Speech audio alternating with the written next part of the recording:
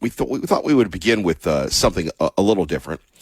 And over the weekend, even liberal ABC News, it happened actually a couple weekends ago when Jonathan Karl was talking to a senator in Virginia.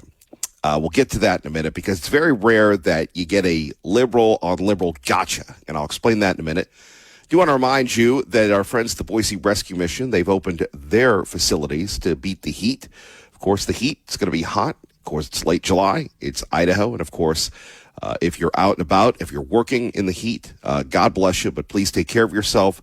And, again, that story, if you're homeless or you know someone who, needs to cool off, obviously, check out their facilities in Boise and Nampa. Coming up today, we'll talk to our friends that are going to be, having a rodeo at the Meridian Speedway.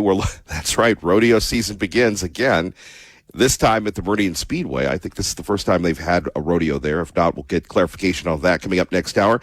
Your chance to win, Man I'm Steamroll tickets. That's right, all you have to do, if you heard last hour, if you listened yesterday, we'll take your calls at 580-KIDO, and then, you can win a pair of tickets by simply reciting 580-KIDO. So we always look forward to that. Win it before you can buy. Tickets go on sale this week. Man, I'm Steve Roll. Before long, the weather will be cool, and we'll be getting ready to celebrate the birth of Christ. Why not win those tickets courtesy of Kevin Miller right here on 580-KIDO? Very simple. All you have to do is call in. But we'll take your name. He'll put you on the air with me. You'll say how many times you could say 580-KIDO. And then, boom, there you go. Usually people exceed what they think they're going to say. And you're going to go, Kevin, how tough is that to say 580-KIDO? Well, try it. 580-KIDO, 580-KIDO, 580-KIDO, 580-KIDO. See, even gets me. Anyway, all in the name of fun and, of course, in these tough economic times, it's all about affordability, and you can't beat free, right? So this is liberal ABC News, Jonathan Karl going toe-to-toe with Senator Mark Warner, talking about voter ID, which obviously is very important. The liberals don't want it. The good guys do. I think every other Democrat opposed this so-called Save America Act, and there's a lot of reasons that you've put forward. But let me ask you very narrowly on the issue of photo ID. Requiring photo ID to register to vote. Is this something that Democrats should get behind? We have 80-some% of Americans, 71% of Democrats say they favor this? You know what? In Virginia, we have voter ID and photo ID. I got to show my... That's actually not the case. I mean, I'm a Virginia voter. You don't need to show a photo ID in Virginia. There are a wide range of things you can show for ID. And if you don't show one of those, you can sign an affidavit saying... Sign an affidavit. Boy, there you have it. There's a big, giant Greg Ferreira to start the morning off. You don't have to show ID. You do have to show ID. Actually, in Virginia, and you do. But so it's not required. Those become ballots that, if you want to contest later, can be contested. But you do have a variety of documents. But we have voter ID of one form or another. Should that be a national standard? Yeah, not a difficult question to answer. Not a difficult question to answer. And, well, if I got married and I did this and I stood on my hands, how did we have better voting records when we didn't have all the loosey-goosey? And I love the Democrats when they go, well, I just want to tell you, did Donald Trump win the election? Who won the election? Who won the election? Was it fair? Was it this? Crazy. Let me put it to you this way. If you think that the 2020 election was all above board, then, nobody helped Kennedy win against Nixon back in the day. Elections can, in fact, be manipulated. And did we find any evidence? Apparently not. But did we find, ballots and ballots and ballots of people filling out voting 2 or 3 times? Maybe. Wouldn't it be nice if we could have some type of real, legitimate, investigative report.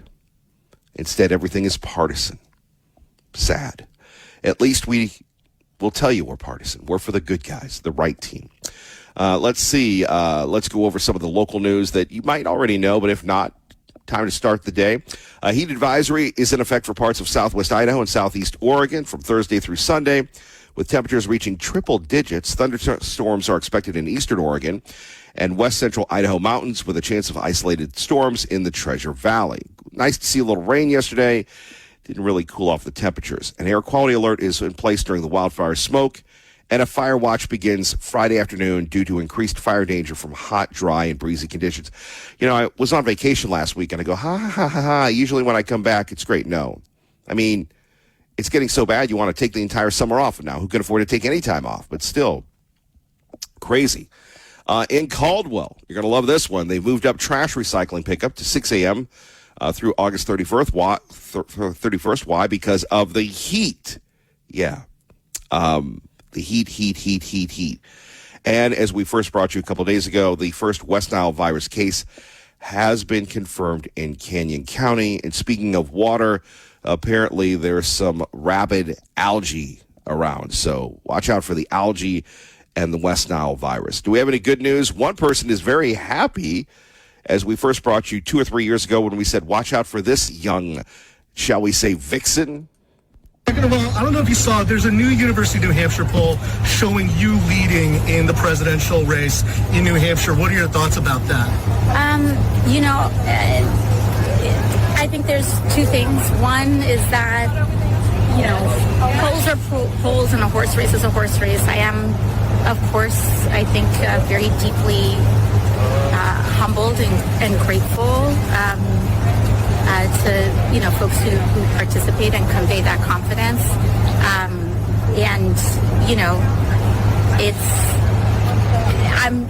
I think my main focus is really genuinely just the midterms right now. We have to make sure that we win this majority. Second of all, on when it comes to ICE, I was just wondering, if Democrats win back the majority, how should Democrats claw back the money in OBBBA and reconciliation? What are your thoughts about that? 100%. I think that we need to figure out a way.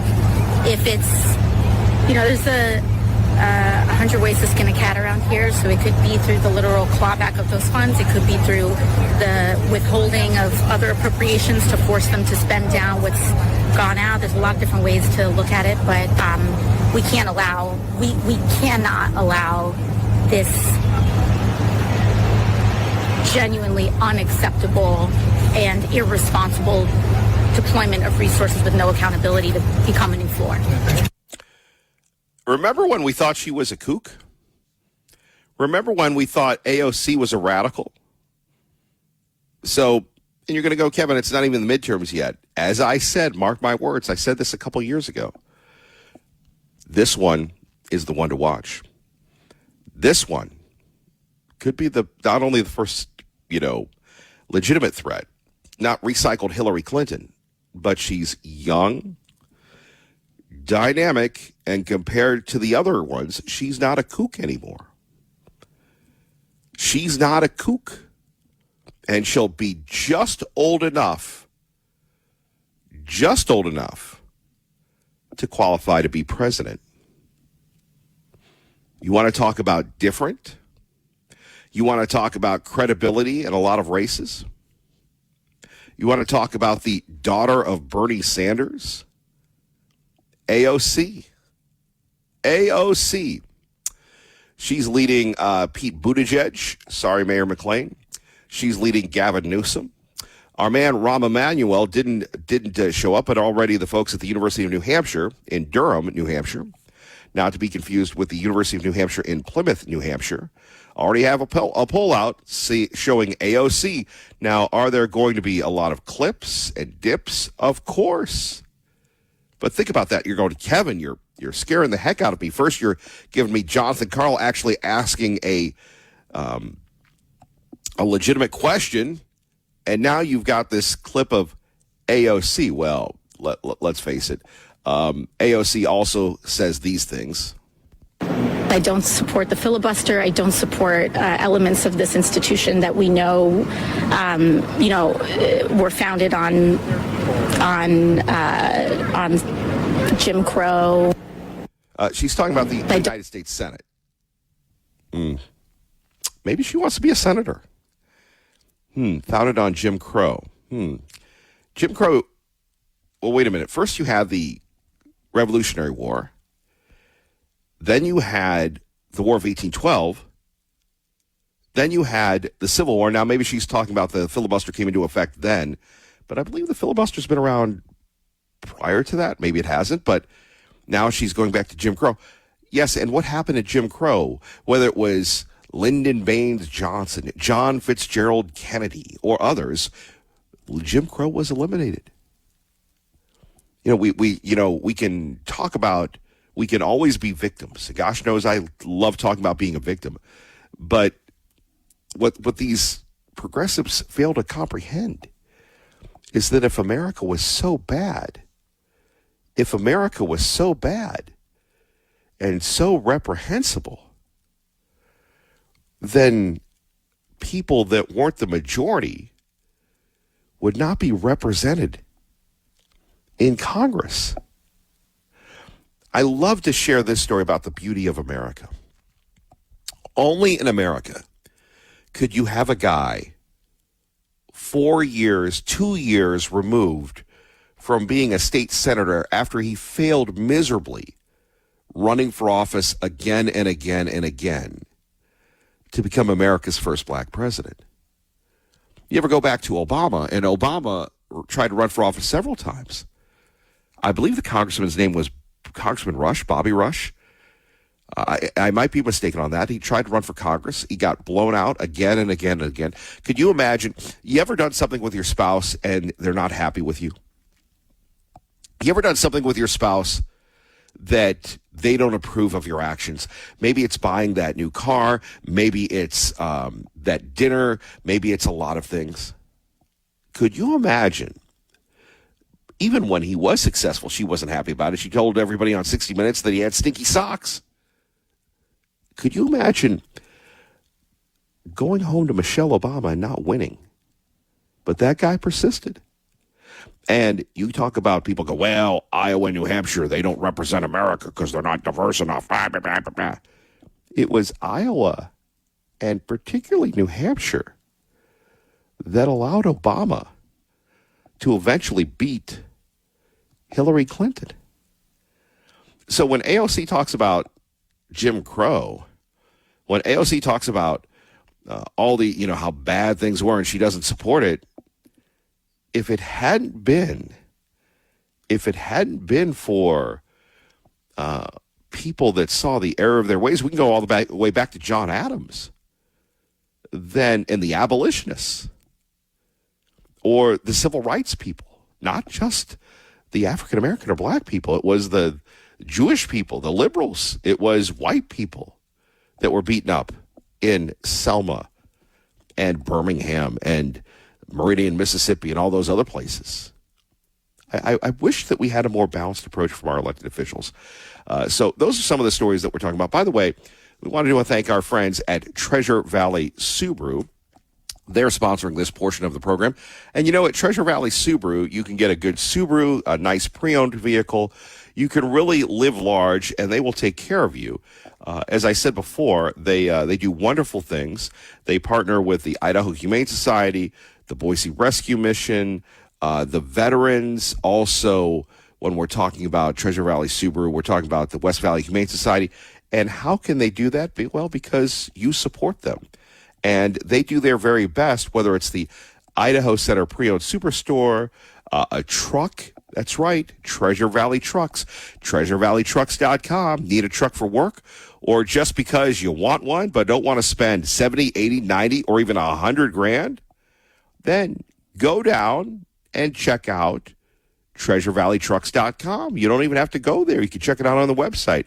Right now, you'll find like-new trucks like this one, a 2022 GMC Sierra Limited, a Ford F-250 Super Duty Lariat. I feel like a man just even pronouncing that name. And a 3-year-old Ram 1500 Warlock, like you see on the Dutton Ranch or Yellowstone or the UFC. Everybody's driving the Rams. All priced well under $35,000. Think about it. Trucks that could easily cost twice as much if you bought them brand new. That's why Treasure Valley Trucks at Treasure Valley Subaru has become one of my favorite places to shop for like-new trucks for half the price of a new truck. And if a new Subaru is more your style, Treasure Valley Subaru is still offering 0% financing for up to 75 months on Forester Crosstrek, the 3-row Subaru Ascent, and the completely redesigned 2026 Subaru Outback, which, some of the Forester people are going, well, why'd they redo the Forester and the Outback? A lot of rivalry there, but really, really great cars. And while you're there, take the ultimate Subaru off-road test experience, or as we like to say, test drive experience, on the Treasure Valley Subaru's exclusive off-the-road test track. It's something you simply can't do at any other Subaru dealership. So remember, Treasure Valley Subaru, the Idaho Center Pre-Owned Superstore, Treasure Valley Trucks, and the Treasure Valley Service Center, all together at the Idaho Center Auto Mall and online at treasurevalleysubaru.com. Please tell them Kevin Miller sent you. Phone numbers here, 580-5436, 580-KIDO. Are we still at war? Yes, we are still at war. And the Secretary of State, Marco Rubio, had this to say concerning what's going on with the Iranians. He said on True Social that the U.S. is going to bomb and destroy a bridge or power plant every time that Iran targets a ship in the strait. Is he talking about civilian infrastructure there? And do you think that is... This is what he's talking about. Iran is begging us. Okay, both directly and indirectly. Let's do a deal. Let's talk. Iran is begging every day. The problem with Iran is every time they make a deal, the people that are in charge there, they either break it or they want to change it. So it looks like they're not ready to make a deal. So they're going to continue to pay a price. And every night the price gets higher and higher and higher. And that's what's happening now. And until maybe in a few days they'll be ready to make a deal once they realize that this is not a winning proposition for them. And that's what the president is outlining. The idea that this is going to continue, it's not going to continue this way. The price will continue to get higher every single night until they come to their senses. Right now, apparently they haven't come to their senses. And so the president doesn't see a lot of utility in responding to their overtures at this point because, frankly, Iran is clearly not ready to make a deal, at least not one they're willing to live by. There you have it. So one hand, they're trying to make a deal. On the other hand, they're shooting missiles. What happens next? We'll talk about it. Keep it here for complete updates on Operation Epic Fury, Operation Freedom, Operation. Want to make sure that you're informed when you have the proper right news to start the day with Kevin Miller right here at 580 KIDO. Socialism, if you will. And I know a lot of people... they have a problem when I say that we truly are living in a socialist country, and I think that we are when it comes to business being subsidized by government, when I think that people are subsidized by government. We take a look at Brooke Rollins the other day talking about that, we've got to subsidize the farmers, we've got to subsidize the fishermen, we've got to subsidize the shrimp fishermen, and it goes on and on and on. And from the Federalist, I just want to share with you why socialism is really slavery from the Federalist. Equating socialism with slavery is a powerful strategy to counter the communist agenda promoted by groups like the Democratic Socialist of America. Socialism, did you know this, under various guises, is essentially a form of slavery that seeks to control speech, property, and individual rights through centralized power. By highlighting the parallels between socialism and slavery, we can expose the true nature of these ideologies and the dangers they pose to freedom and individual autonomy. It is crucial to educate the public about the oppressive nature of socialism, and it is detrimental to the impact on society as it ultimately leads to dependence on a ruling elite and the erosion of fundamental rights. And we do see that with congressional hearings when people say, well, we need this type of funding, that type of funding. We need these type of abatements. We need this type of incentives. And then you think about it, does anybody truly make it without government help? Just something to think about. And as we talked about before, one of the big stars of the administration is Agricultural Secretary Brooke Rollins, who continues to talk more and more and more about meat. And in Idaho, as in anywhere else, meat continues to cost more money. And did you know there's one of the reasons why meat is costing more money is that we've had people basically flooding the market with foreign meat. We've had people deciding that, well, we're going to internationalize the meat industry. And when you think about it, isn't it really a point of national security when we're talking about meat? And oh, by the way, before we get to Brooke Rollins, let me just tell you this. We have foods that have been going down in price.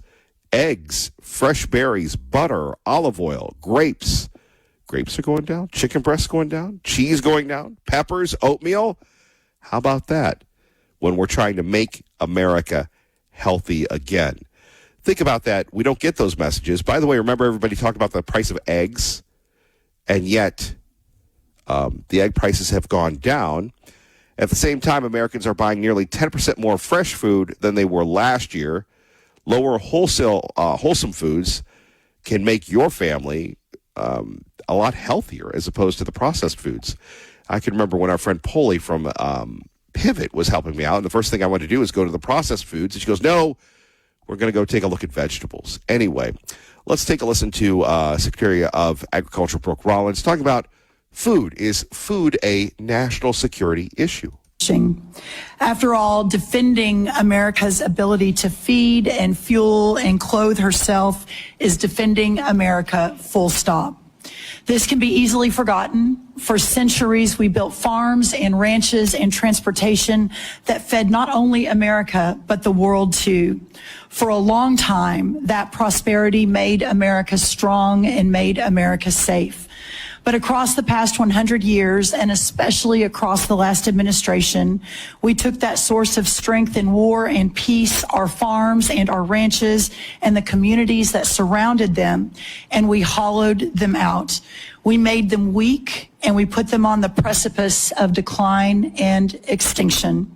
We sent our food production overseas. In fact, 2023 was for the first time a significant net importer of our food for America. And in so doing, we replaced American production with massive amounts of imports. We allowed and even encouraged the consolidation of agriculture, seed production, processing, fertilizer, and beyond into massive industries at scale. Today, nearly 85% of our meat packing capacity is controlled by just 4 companies, including 2 that are foreign owned. Additionally, our largest pork company in America is owned by a China company, or China. China owns our pork. Repeat after me, everybody. China owns our pork. David, good morning. You're on with Kevin Miller at 580 KIDO. Hello, David. Hello. Hello. And good morning, sir. You're on the air. Go ahead, please. How are you? Yeah, I'm good. Yourself? Not bad. I hear you want to try and win some tickets. Is that correct, sir? I want to win those tickets, yes. Okay, well, fair enough. So, how many times are you going to say 580 KIDO in 10 seconds, sir? Maybe 20? You think I can get that? My man, I love the spirit. Okay, sir, are you ready? Do I need to put a timer on also? No, I'll I don't want you to cheat me, Kevin.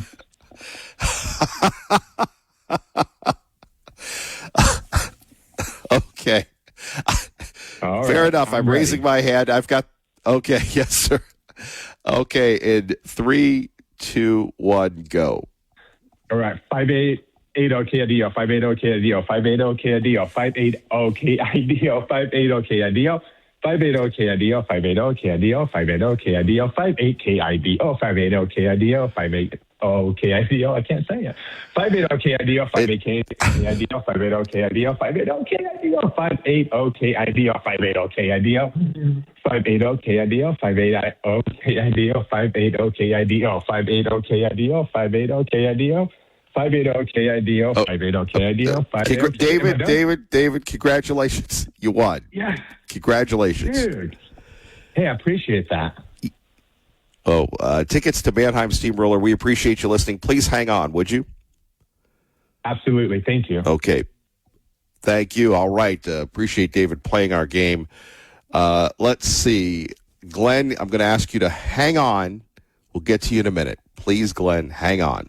Kevin Miller, let's get you to work safely and on time. 580 KIDO traffic over the rent freezes. See, it's all about litigation. All about litigation. Let's roll to Glenn in Nampa on 580 KIDO. Hello, Glenn. Good morning, Kevin. How was your trip? And, it's over. And I went to the Devil's Punch Bowl, and as you know, I sent you a little photo there and thought of you. And, boy, it's what a contrast in temperatures, contrast in lifestyle there, yes. We need to get the Greater Idaho project going so we can annex some of those areas into Idaho so that we can free them from the craziness of their governments over there. I would agree with you. It would be great to have that as part of Idaho. So apparently, this is a twofer. Would you like to do the contest first or after your comments, sir? It's up to you. I would not be a good husband if I didn't win my wife's Mannheim Steamroller tickets. She is really excited that they're coming, and she loves to do that at Christmas time. It isn't quite Christmas without going to that concert. Well, okay, well, fair enough. How many are you going to give the people? I'm going to give you 6 because it's going to be quality over quantity. Well, that last gentleman, he can't was. Hear what they're saying. I'm just saying. He was very so fast. They're not understandable. I know he was very confident, and he actually questioned the integrity of the timer here. So Are you ready? I am ready, Kevin.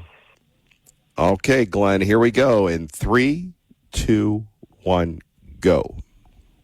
580 KIDO. 580 KIDO. 580 KIDO.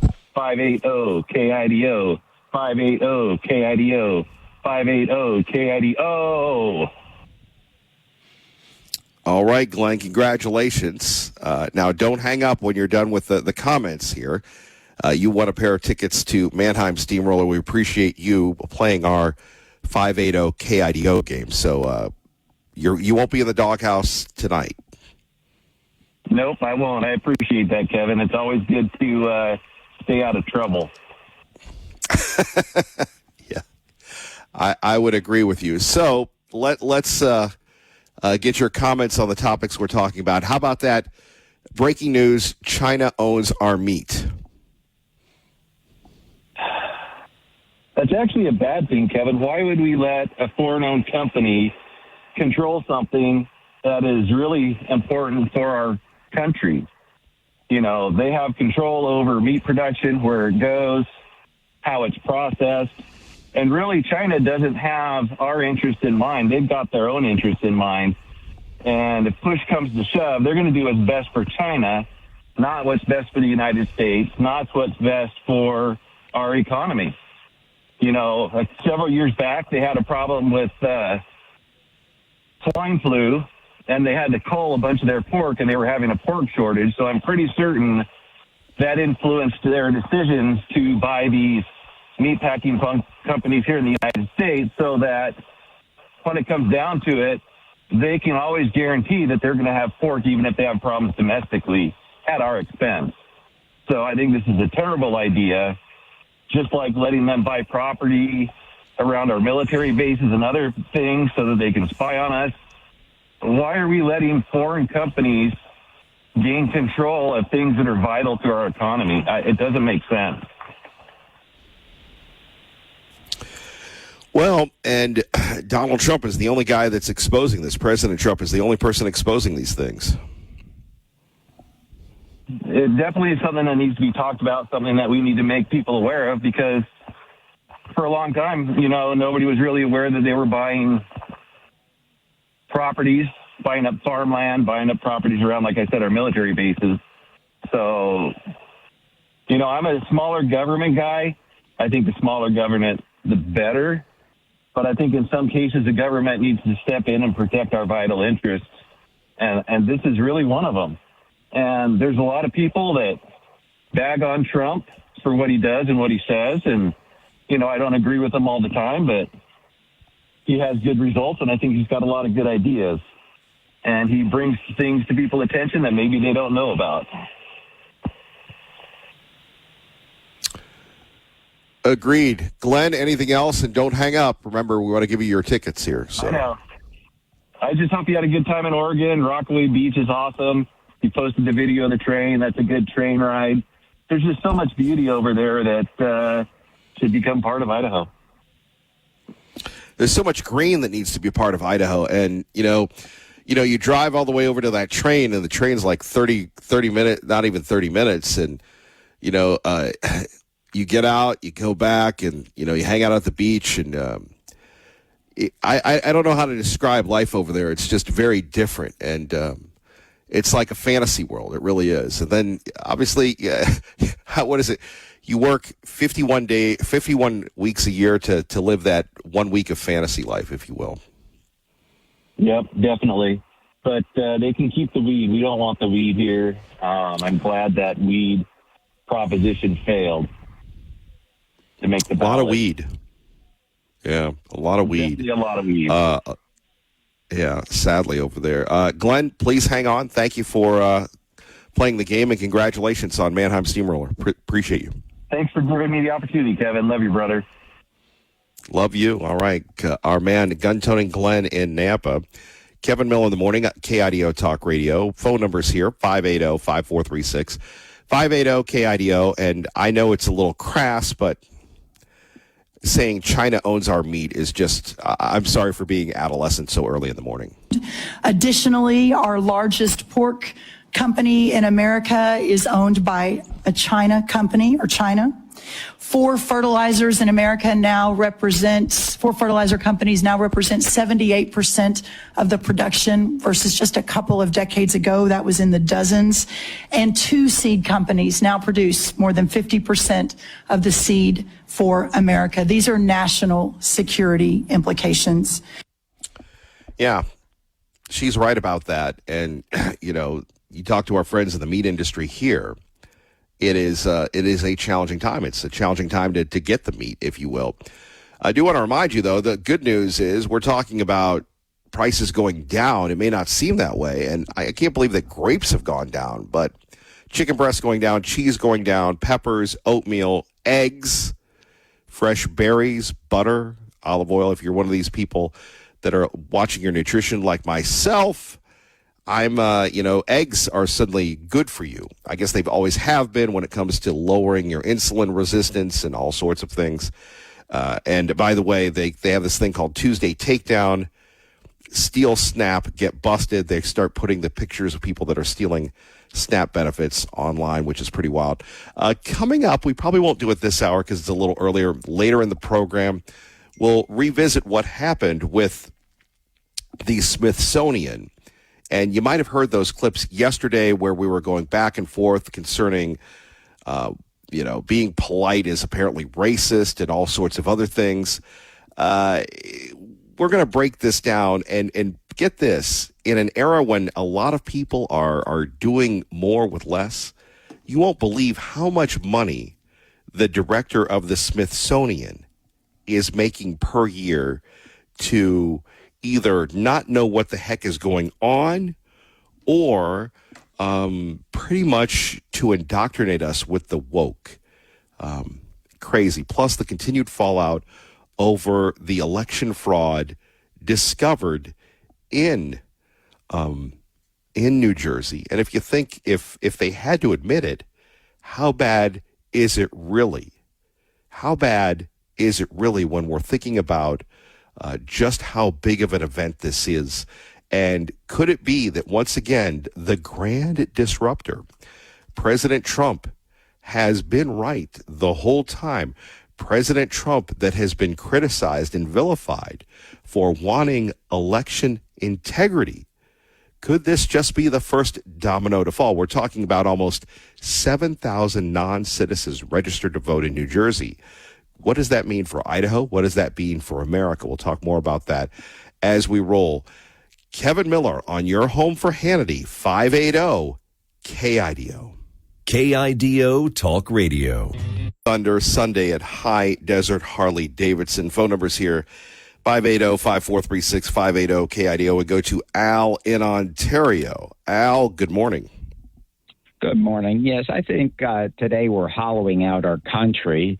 And I think it has to do with the hollowing out of our brains, really, because I don't think the people have the mental capacity to really understand causality. They really don't. I mean, this is AOC Nation, baby. That's really what it is.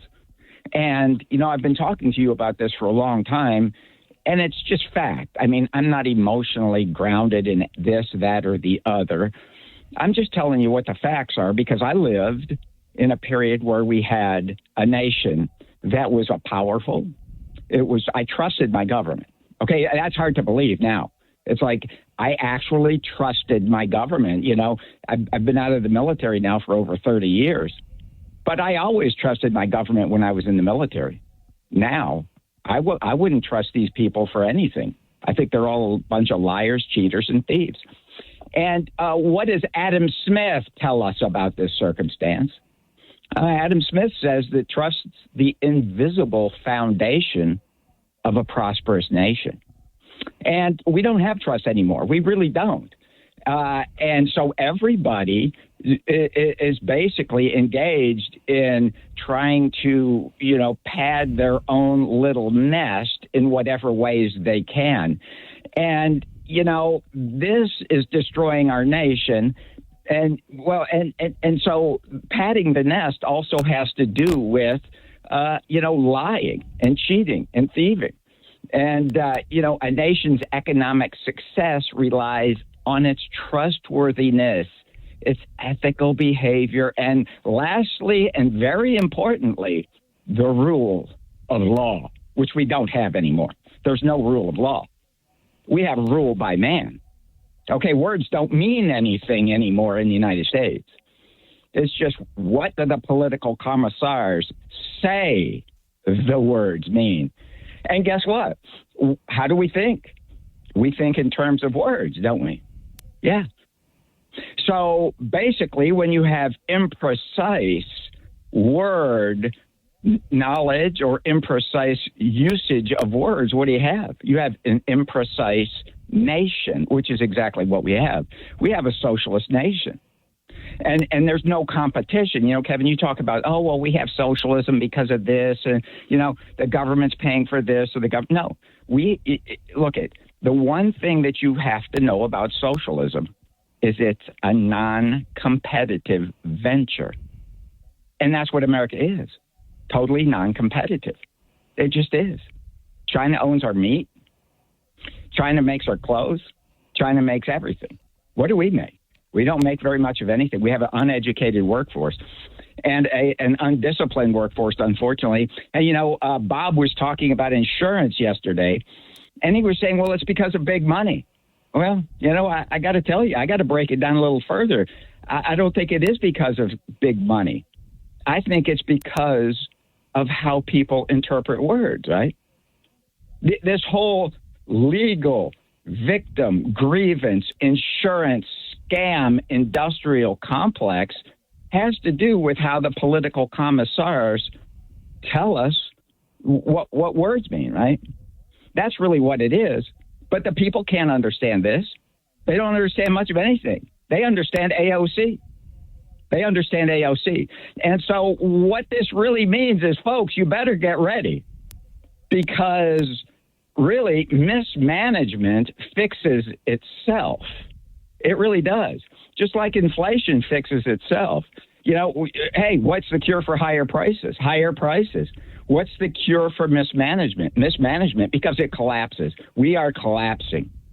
But the people don't know it. Now, of course, President Trump, him and a few of his folks, you know, they're trying to do something, but you have to realize the deep state is so entrenched in this Marxist socialism, this legal victim grievance industrial complex, right? There's no way that he can unask those group of statists and Marxist socialists and opportunists that we have running things. And the people, their education is so non-existent that they can't even really interpret what's going on. I mean, they have no analytic capabilities. They can't look at these things and say what's happening.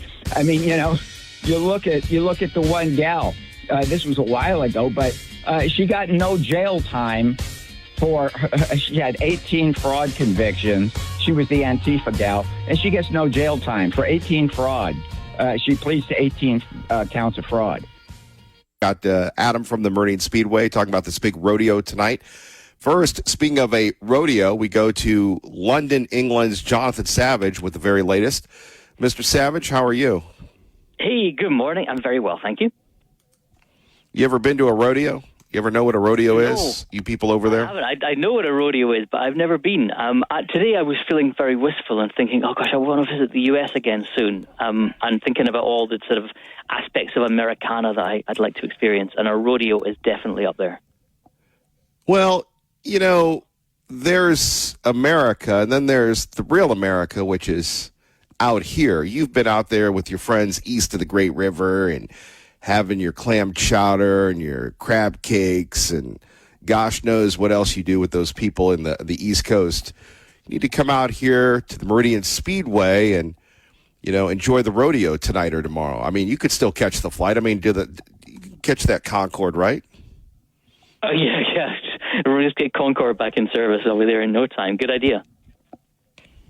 Yeah, you just tell them that the Potato Cartel demands your presence here in Idaho. I'm sure that'll go a long way to get that bird back in flight. 100%. I'll let Boise Airport know to expect me. Well, whether it's here in Boise or in Paris, people are talking about another attempt at the Louvre, if you will. Sorry for the bad segue, but that's a challenging one to go from the Concorde to the Louvre. Well, in a way, but Concorde is a French jet, and we're talking about French matters. So yes, it's appropriate. So we're talking here about the Louvre. This is to do with last October's audacious daylight theft in front of tourists at 9:30 in the morning, where thieves climbed up a ladder, cut through a window with a disc cutter, and stole $100 million worth of French crown jewels. The room they broke into was called the Apollo Gallery. It has been closed since then, probably not surprisingly, but it has reopened, and all the jewels are gone, not just the ones that the thieves stole. That's because management have decided to remove every artifact in that room.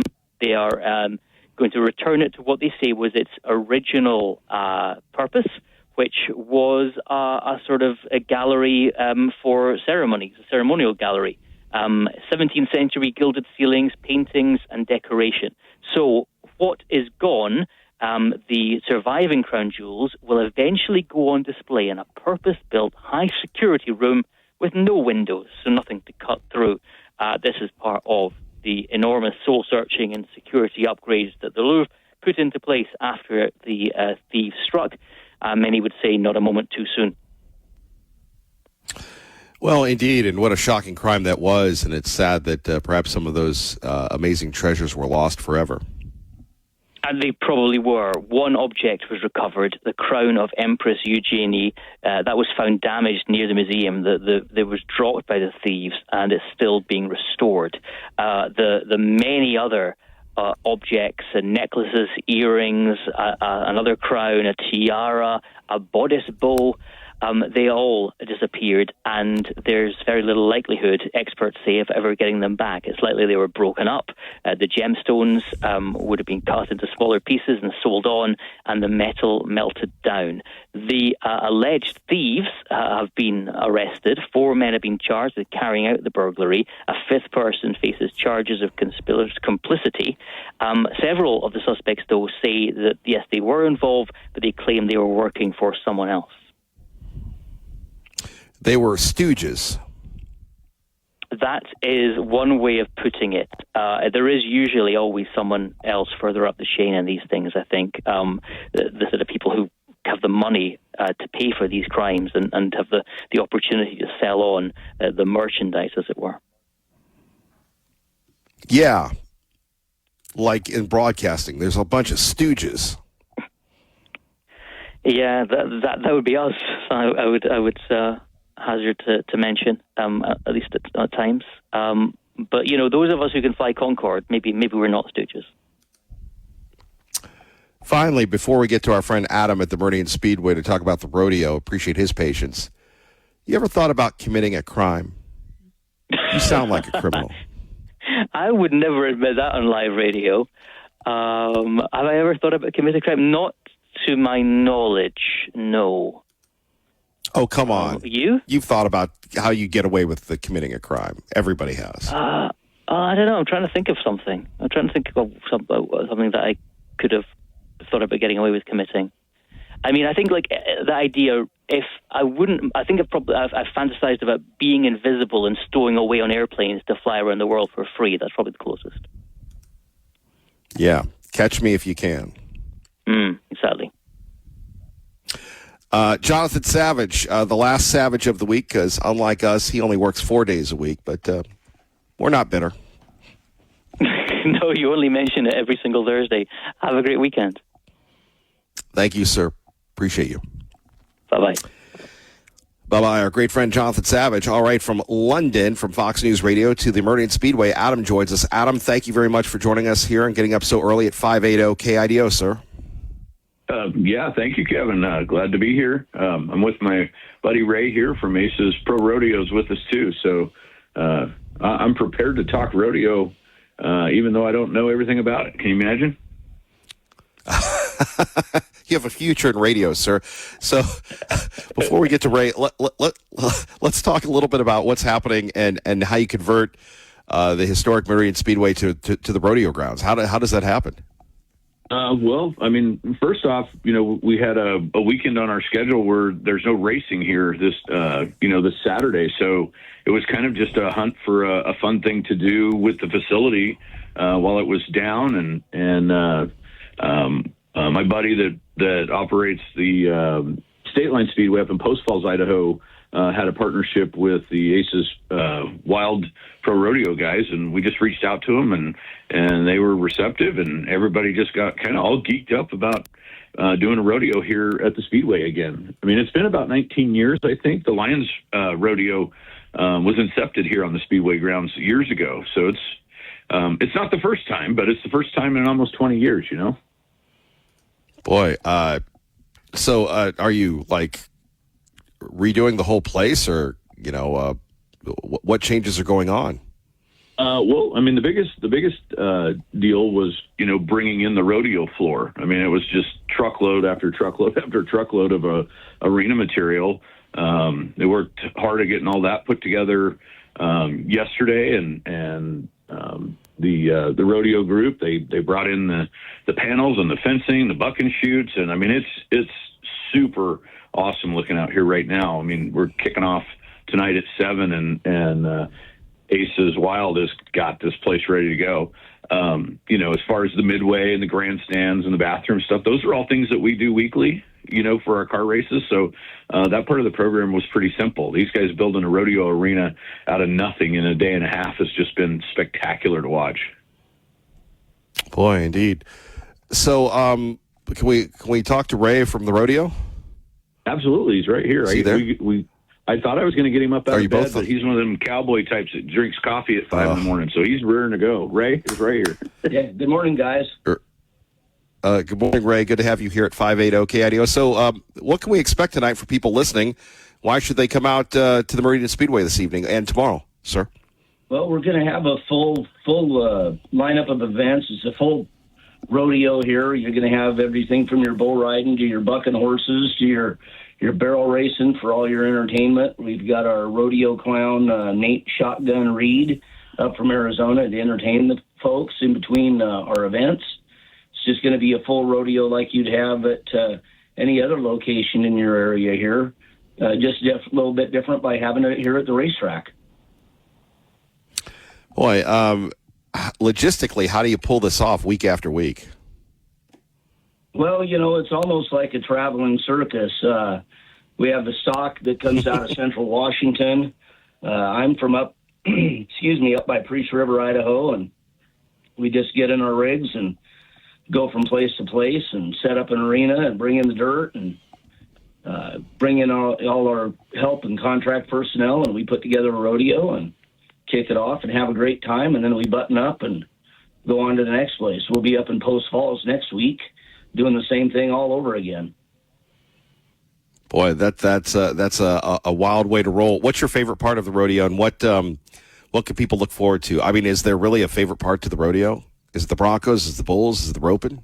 Yeah. I mean, for everyone likes something a little bit different. Most people, the rough stock events, the Bulls, the Bronx, riding the challenges of the animals in the sport seems to be the fan favorite for everybody. For me, it's the challenge of putting the whole show together and watching the people really get out and enjoy what they're doing and the crowd enjoying what they're seeing. Well, So, speaking Kevin, of which, sure, please go ahead. No, I'm sorry to interrupt. Ray hit something, and for me, we've got a lot of rodeos to go to here in the Treasure Valley, and the fun part for me was realizing that an open rodeo versus a sanctioned rodeo and some of these other things, kind of what they meant really to the contestants, and Aces put out their contestant sheet. It was like an open call for entries, and man, I was just surprised how many cowboys are signed up in all the different events.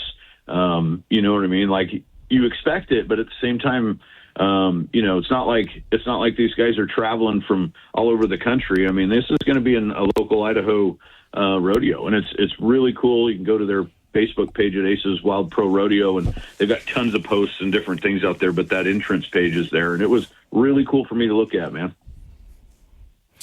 Well, when does the action start tonight, and how can we get tickets? Gates are at 5:30. The action starts at 7, so it's definitely plenty of time to get off work and get rolling. Tickets are available at meridianspeedway.com, and you can do them online. You can buy them at the gate. Obviously, if you're listening hard and you're winning right here on KIDO, you can win those tickets from Kevin. Indeed. Gentlemen, we appreciate it, and thank you very much for joining us so early. Anything else either one of you would like to say? We, again, appreciate the time. No, in the end, we appreciate you having us on, and I didn't know I was going to get a lesson on the Louvre and some jewelry this morning, so I'm really grateful for that.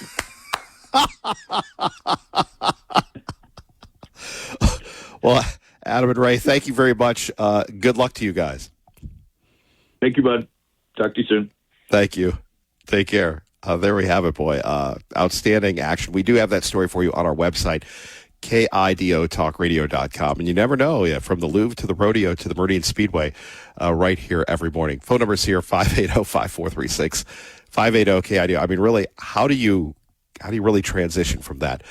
And we did learn that China owns our meat early in the morning. Before we get to that, though, there's been a lot of talk about Buc-ee's. Have you heard what the Buc-ee's is? My parents came to town recently, and they go, where's the Buc-ee's? I go, we don't have a Buc-ee's. And they wanted to try the Buc-ee's jerky. Now, we have a Shields, and Shields is pretty amazing. And we've written about this, and a lot of people have written about this. So, speaking of Meridian Speedway, there was a proposal right there, yonder on Meridian Road, on the other side of, Roaring Springs, where they have kind of that vacant lot-ish kind of place, across from the Tipsy Chef and Winco and all those other places. That, I believe that's where they were going to put the Buc-ee's. And the Buc-ee's thing is so huge, they don't play around. They don't have 20 gas station outlets, if you will, gas pumps. Thank you for that, Sweet William. They don't have 50. They don't have 80. Every Buc-ee's has 100 gas pumps. And then it's like a Shields, but it's a gas station, for lack of a better description.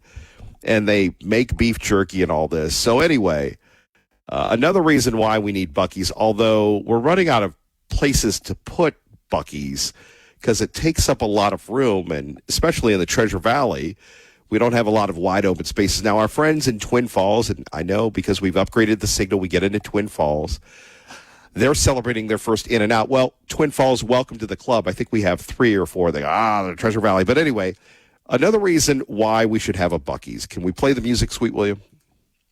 Buc-ee's, the Texas-based travel center famous for its giant stores and spotless restrooms, says its top general managers can earn up to $275,000 a year, and the job doesn't require a college degree. Assistant general managers can make more than $125,000, while some entry-level positions start around $20 to $25 an hour, depending on the role.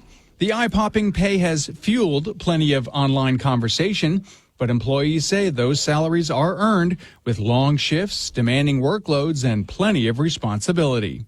Matt Murphy, Fox News. All right, Matt, thank you very much. 580 KIDO. Yeah, it's not like you make $250,000 by goofing off. Now, some people, I suppose that they do, but just like a few years ago, we talked about Walmart and the stock program at Walmart. If you're a manager and if you've been at Walmart for quite some time, and, you know, I was talking to my friend Isaac, who transitioned out of Walmart. He does a great job for the state now. But I will tell you that, you know, everything is a trade-off in life. You can make the big money, but they're going to get their pound of you-know-what out of you. But that's not a bad gig. I mean, if you could make that work in the beef jerky counter, well, then I really need to go see Dr. Lyle for, 20 more sessions at peakhealthidaho.com. Anyway, but I'm bummed. One of the few things I've heard about at our friends at T-Moz and the Pre-Owned Superstore is that the Superstore is that they help people buy a car when other dealerships couldn't or wouldn't or whatever. Aaron and Joel, this is their language at Team Mazda. I'm not playing around. I don't know.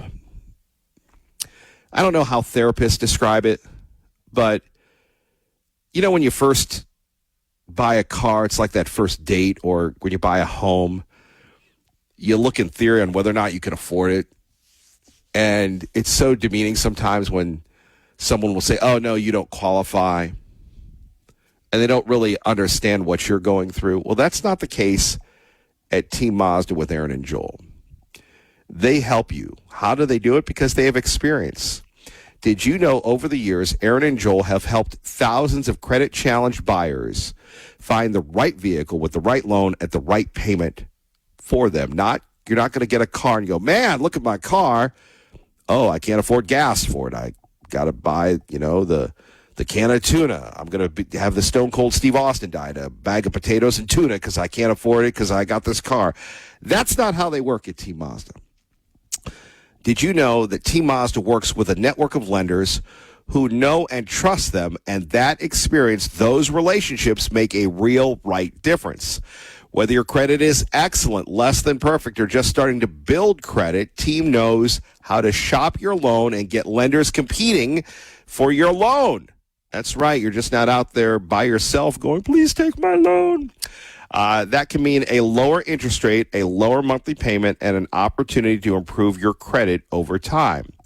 The easiest way to get started is at this website, goteamcredit.com. Now, I know what you're thinking. Goteamcredit.com. What does that mean, Kevin Miller? Is that going to hit my credit thing? No. You just fill out the quick online form and you'll receive a team pre-approval with no impact on your credit score. Then Vanessa and her team will contact you. She'll explain your buying power and help you match your needs with a vehicle you're qualified to buy. It's about putting the right customer in the right vehicle with the right financing. The 3 R's. That's what Team Mazda and the Pre-Owned Superstore, they've been doing that for years. Visit Team Mazda on the Boulevard so you can get your easy pre-approval today at goteamcredit.com. That's goteamcredit.com. Please tell them Kevin Miller sent you. But we're not going to be able to take it much longer when they can't get past voter ID, proof of citizenship, no mail-in ballots because they're crooked as hell. So right now, Congress is working to get as much of our plan as possible into the budget bill to identify and really terminate. Look, what they should do? Very simple. A lot of you don't know about filibuster. They should terminate the filibuster and approve everything. Because the Democrats are going to do it. The Democrats are going to terminate the filibuster as soon as they have a chance. And then they're going to approve Puerto Rico and D.C. as a state. They got 4 more senators. They're going to end up with 12 more congressmen. They're going to get like 40 electoral votes. If they are allowed to do that, by that time I'll be sitting home. And I'm not a big crier. I don't think you want to see me cry, you know? More on that in a minute. He's in Marietta, Georgia. Speaking of Georgia, let's go to Chandler. He loves Georgia. He's got Georgia on his mind with Kevin Miller at 580 KIDO. Hello, Chandler. Hey, Kev. Hey, man. I'm glad you're back. I was going through some serious Kevin Miller withdrawal. The best of is great, but it's like, sometimes it can be a bit much because I'll be talking to Lee Joe and I'll hear Lee Joe on the radio. So it's like double dose of Lee Joe, which can be, it helps, but doesn't get me through. But I'm glad you're back. Regarding what you're saying about we're a mixed economy and we're socialist. Absolutely. And I would really love it if you could get Theo Wold sometime to debate Lars Larson, the boomer economics versus the real economics. That'd be awesome.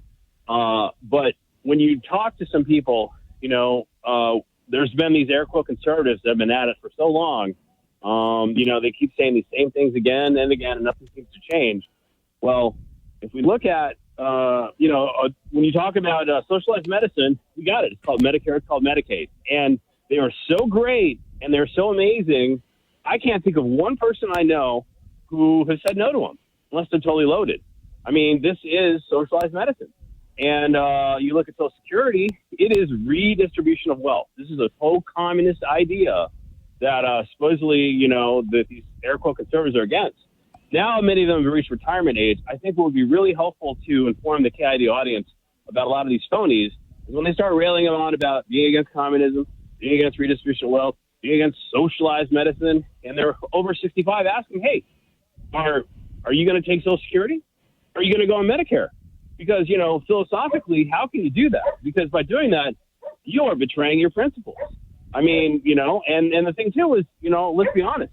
If the government wasn't if there was the free market's there, if there was a great option besides Medicare or Medicaid, where is it? Like, where's the free market alternative that's run better? Like, where's the free market alternative to the VA? It's just not there. And these guys are frauds. Like, I'm just tired of it. And then you're talking about Buc-ee's. It's really great. I got to go in Brunswick, Georgia. It'd be fun to have it here. The rodeo, when you say that there's an open space at the Meridian Speedway, Meridian's kind of going kind of progressive. So the Meridian Speedway, you better be careful because, there's a gay rodeo out there. And, who knows? Like the progressive mayor and the mayor of Boise could team up and, try and bring a gay rodeo to Treasure Valley. And then the next thing you know, you got Drag Queen Story Hour at the rodeo at the Speedway. And then that's like the last vestige of, I think freedom and the American way that can be conquered.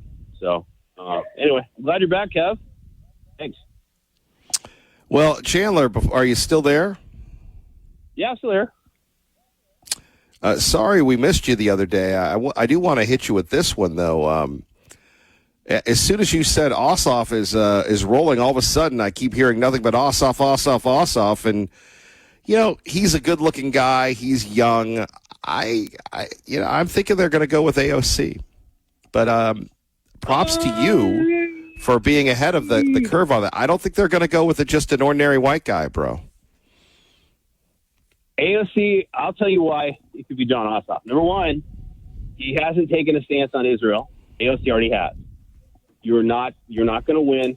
You're not going to win the Democratic primary if you're pro-Israel. 60% of the people in the Democratic Party now identify as socialists. That's where they're going. That's where they're at. And if you look at his messaging, like the Trump, I wish you could play it, but I know equal time you can't. The ad that he's running against the Republican candidate is brutal, and it's bang on. Like the messaging is amazing, And I fear the worst. I fear the worst because We got the yuck conservatives, saying that won't work. That's a silly idea, But what's your alternative? Like, what's your plan? What's your answer? Like, they are pointing out the problems. You're failing to address the problems. You're failing to offer a solution. And more importantly, you're defending the worst parts of crony capitalism. To people that are looking at the outside, they don't see it as crony. They just see it as, they look at the bad and that's all they see. I mean, this is what liberals do, right? They look at the absolute worst and paint the picture of it all. So, the Smithfield Foods thing, they were bought in 2013. This is 13 years ago, okay? So I don't know why it's news now. I don't know why it's important now. That's, 13 years ago. The Trump administration could have done something, I don't know, 10 years ago when they were there. It's been this way for a long time. Like, why now? What are these clowns doing? They're just not serious people. I mean, I'm not worried about the drag queens at the library. I'm worried about the Republican politicians in drag that are pretending to be conservatives and pretending to be for America, and obviously they're not. So, Chandler, thank you, brother. Take care of yourself. Appreciate you. Thanks, man. More coming up next. Kevin Miller, 580 KIDO. KIDO Talk Radio. I'll be sitting home and I'll say I told them they got to really terminate the filibuster, get everything approved right away, because you're going to have a stoppage. You're going to have a stoppage in September. The Democrats won't approve everything. They become deranged, like deranged Jack Smith. Remember that deranged sick puppy? They're deranged, and they won't approve. You're going to have a shutdown in September. And in 2 years later, you have the debt ceiling bill. They would love it. I call it the 1929. You know what 1929 means? That was not a good year. And there's no reason for it. They should terminate the filibuster. Everybody call John Thune at the Senate. He's the leader of the Republican Party, and tell him to get this stuff approved.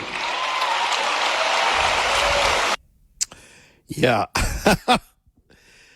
There we have the president. Clay and Buck were talking about this yesterday. Clay and Buck were also, talking about the Smithsonian, which we'll get to. Good morning, Kevin Miller with you here, 580 KIDO.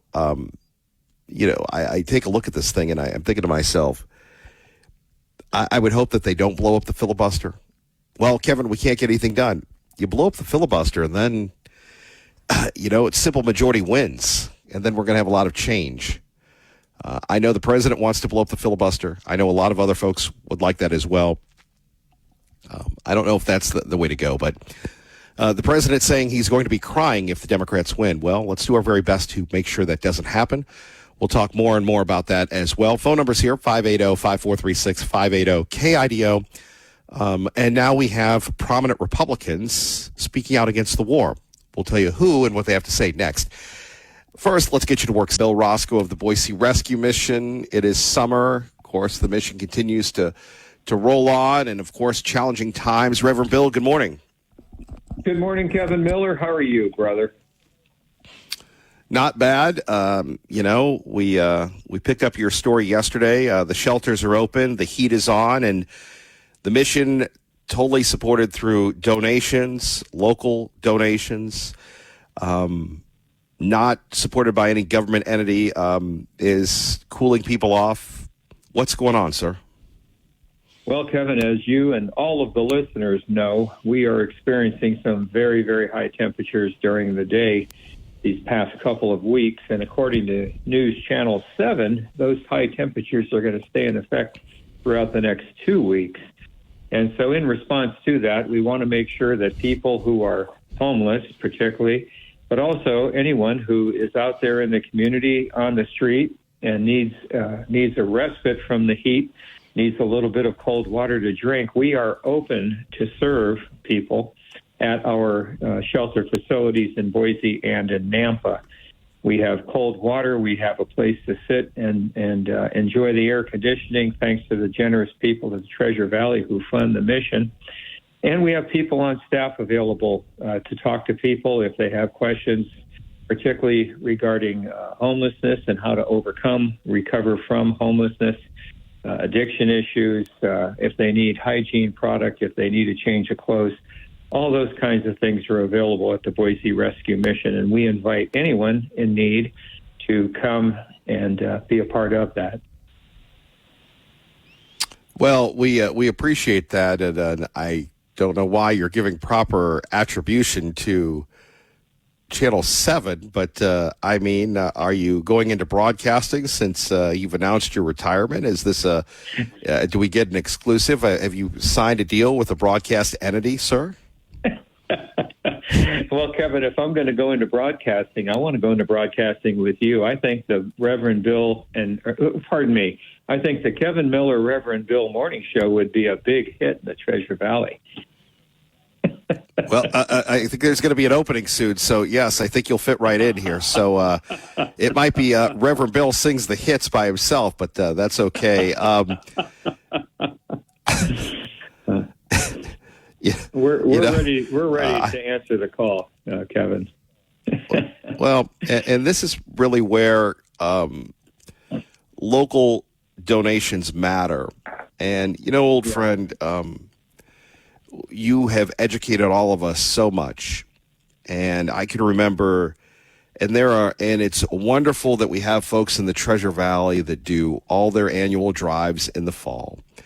And one of the reasons why we do Miller's Mission in the spring is because where we're at right now, rescue may not be top of mind for people if they're going on vacations or if they're doing other things. But the need is very prevalent when we're talking about taking care of people. And when we take care of people privately through the Boise Rescue Mission, we're actually serving the greater good of society, because these folks are not sick, not in hospitals, not on the streets, but being shown God's grace, God's unconditional love. So as we move on here at 580 KIDO, how about a call for donations or help or volunteers or especially prayer? Thank you, Kevin. Thank you very much for that segue. We always encourage people to pray for us, and people do pray for us. And as a result of those prayers that God hears and answers, people are stirred up to support the Boise Rescue Mission. And we really appreciate that. Summertime giving is always less than the fall and the winter, as you rightly said, Kevin. And we really appreciate the fact that you understand this. And so you instituted the Springtime Miller's Mission, which really gives us a big shot in the arm, both with finances coming in during those early months of summer and giving us the exposure and the connection to the community through your show. We really, really appreciate that. And it has paid big dividends. But I will say that summertime income is down from the other times of the year, and we really can use a little extra help right now. And at the same time, we've got children getting ready to go back to school. Our summer program will be winding down the end of August, and all the children will be getting geared up to go back to school.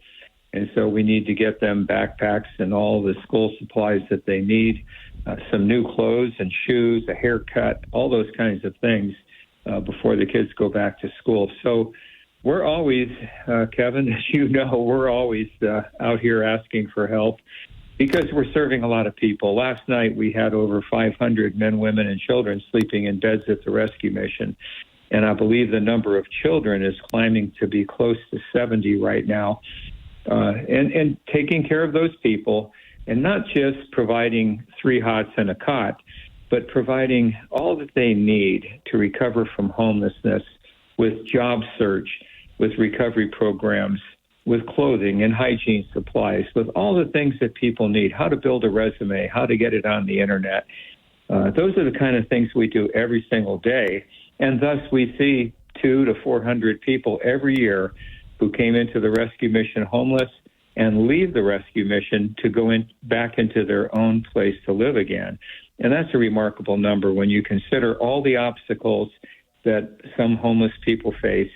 The fact that we can help several hundred of them every year leave homelessness and return to independence, find that job, get the mental health care that they need, the medical help they need, anything that it takes for people to recover from homelessness, they can find at the Boise Rescue Mission. And right now, with 100-degree weather out there and you need a glass of cold water, you need a friendly voice, you need an air-conditioned room, The rescue mission is ready, willing, and able to provide that to you, and we encourage people to come in. Well, and that's where we appreciate the people that volunteer, the people that donate, the people that choose to work at the mission. That's where what it's all about, and obviously we want to thank everybody, and we want to thank you. Well, Kevin, I appreciate that. And here in these last 7 or 8 days that I have to serve in this office, I have received a lot of wonderful, kind notes and calls and words from people that I really do appreciate, and very sincerely appreciate that. 24 years of ministry here has been the highlight of my life, and I am so grateful that God called me to this community to serve here with the most generous people on the face of the earth and the greatest broadcaster since Rush Limbaugh, the one and only, the great Kevin Miller. I am really, really, really humble and grateful for the support that I'm hearing and receiving right now, and the thanks that I'm getting. And, you know, I'm the only one leaving, and I want to remind folks that out of the whole team at the rescue mission, there's only one person changing right now, and that's me. And we have my successor anointed and appointed, and I'm sure that she's going to continue to carry on the good work of this rescue mission. Thanks to you, all of our community partners, and, of course, again, our Lord Jesus Christ, who inspires the most generous people on earth to help us.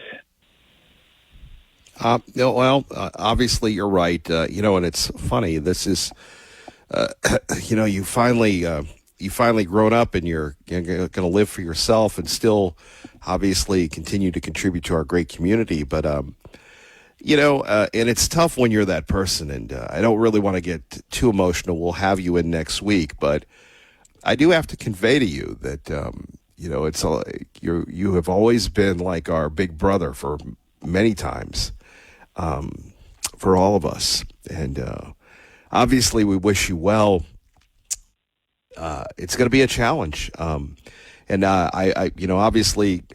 we're going to, continue on. The commission will continue on, but you have really, through your highlighting people like myself and Larry Gebhardt and all the other people, and, Jason and Gene and Misty and all of the gang, you can't win without a quarterback, and you've been our great quarterback, old friend. And, I can't convey to you how much you've meant to all of us. And, here I am trying not to break up because I have to get this out. I mean, you have been our friend, our partner for so many years. And, as I've told you off the air, somebody said to me, well, what you've done with the turkeys. I go, dude, I didn't do anything. I had a partner and I had a community, and that was you. And obviously that spirit continues on with the Boise Rescue Mission to be there for people. And I can't tell you how many times I said to even pre-Mrs. Miller, I said, well, I've always got Reverend Bill, and people will always have the rescue mission.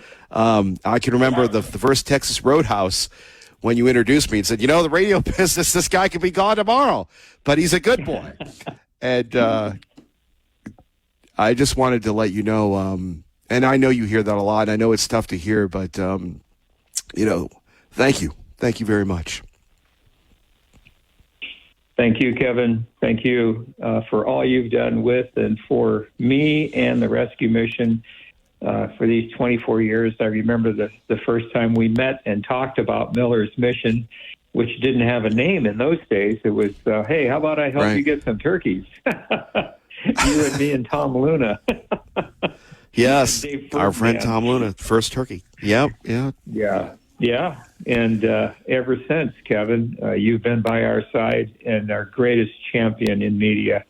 And I mean that. And you know that. There's none other like you. You have gone above and beyond, moving your program out into a tent in the dead of winter in November, sitting there with water running across the floor from the rain and the snow, and I mean loading turkeys and taking pictures and all the things that you've done to support the cause of the rescue mission. It's made a huge difference, Kevin. You have made a huge difference in the lives of people, and the same is true for every one of the wonderful folks in this community who supported the rescue mission and do support the rescue mission. You all have a hand in the changed lives, the recovery from addiction, the treatment for mental illness, the restoration of families and faith and hope. All of you, and you in a big way, Kevin, have a hand in that. So Bill's gotten a lot of credit. Bill's been grateful for the privilege to serve here, but Bill couldn't have done it without this great community and my staff. And you mentioned a couple, and let's face it, Gene Lockhart, our Chief Operating Officer, keeps all of the balls in the air. And every now and then, Reverend Bill throws another ball out there, and she just catches it and juggles it with all the others. And Jason out there squeezing hands and making speeches, and Alicia, our events lady, who you know very well, doing a great job coordinating all those activities. So it's a team effort. I'm leaving. Thank God I get a little respite here. But the team is in place, and I pray that God will continue to bless the work of the rescue mission. Oh, you've been such a blessing to us, and thank you. We'll see you Wednesday. We'll right. be making a rare appearance at the broadcast center to talk to you and your successor and the rescue mission. It'll be boy, it's going to be a tough one for me, man. I might just have to have you guys there. I don't know if I can be in the same room with you. When it comes to composure, sometimes, it's very rare that I'm losing composure on the air, but I certainly am. And one more time, BoiseRM.org, BoiseRM.org, folks. If you're new to the area, if you are somebody who is retired, whether you're doing well or not doing well, and you want to make a difference and you want to be a part of Idaho, why not donate? Why not give? And why not take a tour? That's what people don't understand that haven't been, have been working with other places. Taking a tour and seeing the difference at the Boise Rescue Mission really will inspire you. Thank you, Kevin. You're right. It will. Please come down, folks, and have a look. Come and meet us. We're here. We're your local nonprofit serving people right here in this community and helping people to recover from homelessness every single day. Reverend Bill, God bless you, sir. Son. And all right.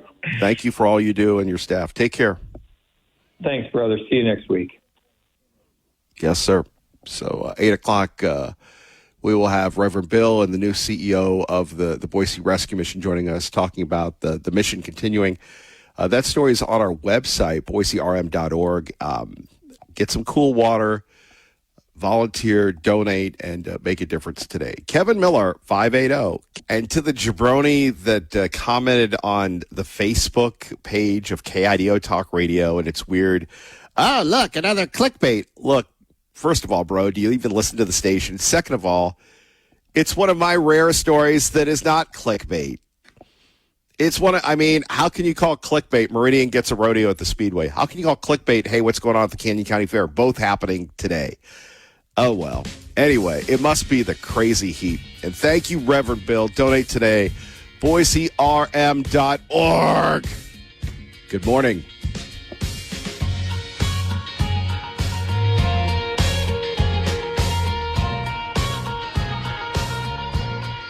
Boise, Window World Boise.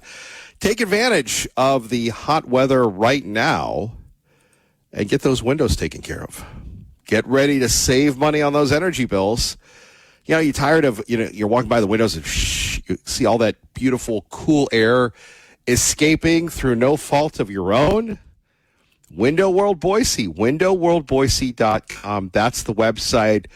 Locally and veteran-owned, 208-614-3188. That's 614-3188. Please tell them Kevin Miller sent you.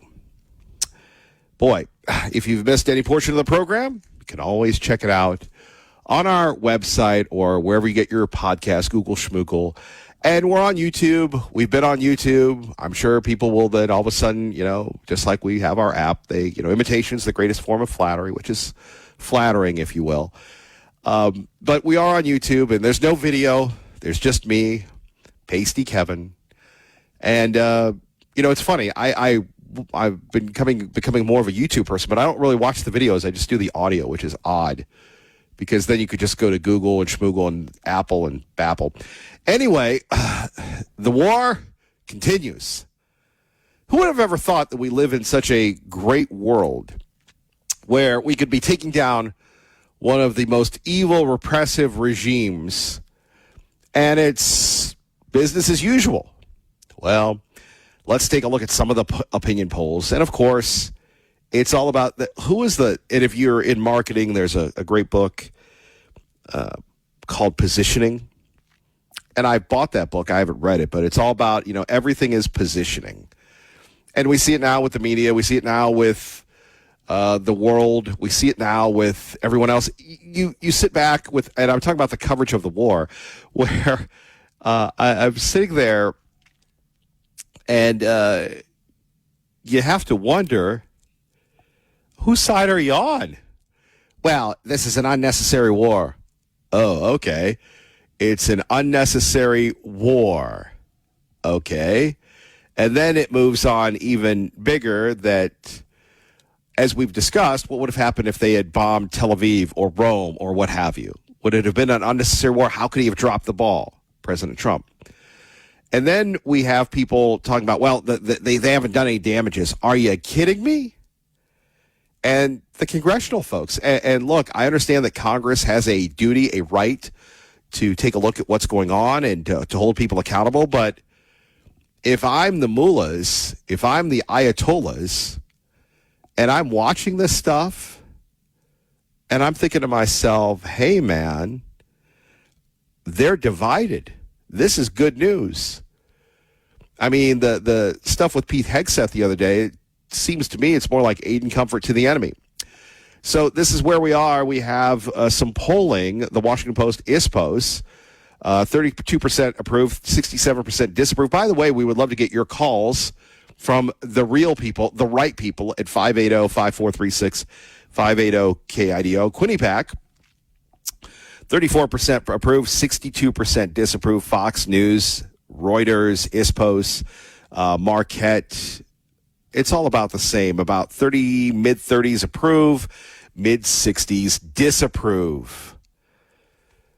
Again, when you have people attacking you all the time and not getting the other side of the story out, well, this is what you're going to get.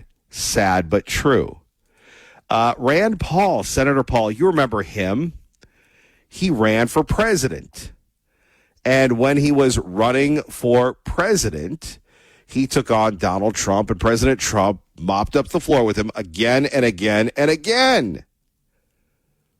And the key thing about this is that Senator Paul is entitled to his opinion, but he's going to go on and on about the war. He's not down with the wars. Let's take a listen. Are significantly underwater, with roughly a third of voters saying that they approve of the president's handling of the situation in Iran. Senator Rand Paul didn't shy away from criticizing the war effort, and he warned the party of backlash that they could get in the midterms. I think the Iran war has not been a success. I've been opposed to the Iran war from the beginning. I think by any objective measure, we're worse off than we were before the war. How do you think voters would react if the GOP Congress approved $70 billion or so for Iran before the midterms? I think people are mostly upset about how much things cost, so when they go to see gas prices. But it's also really just all across the board. Will there be backlash in November? Probably. Ouch. More on that in a minute. We go to Brian, who joins us now at 580-KIDO. Hello, Brian. Hey, Kevin. I've only been polled once, and that's in Michigan when I was like 20. So how much do you think I believe the polls? Not a lot. Yeah. And again, these are the media that's lied to us. And, I've been interviewed by Channel 7 in Boise when I protected an old lady from a convict that got out of jail, and they totally edited the story and made it sound like I was scared and everybody else was scared. How much do you think we believe these people? Not at all. Nothing. So, and I'm sorry, you guys would all be complaining a lot more if Iran put a nuke in like New York or LA. I'm just saying. And I wanted to address Chandler. I used to be like Chandler, Kevin, and let me explain. You know this. Just almost 3 years ago, I had a stroke, and then I went back to work, and then I found out I had a rare genetic disease called CACNA1A, and all of my family has had it. Well, not all of them, but a good chunk of them. Prior to that, they just didn't have the DNA test to prove it, so they found it on me. And the reason I'm bringing this up is because I was just like Chandler. Kevin, did you ever vote for Medicaid, Medicare, or Social Security? Did you get to vote for that? You're a Gen Xer. No, I didn't. Done before you? Neither did I. And yes. I used to be just like Chandler. I hated paying into that. I hated that Bill Clinton stole money from Social Security. But here's the problem now, Kevin. I am medically disabled. And I'm going to be honest with you, Kevin, because you're my friend. Because of the stroke, 5 years from a stroke, 71% of people die.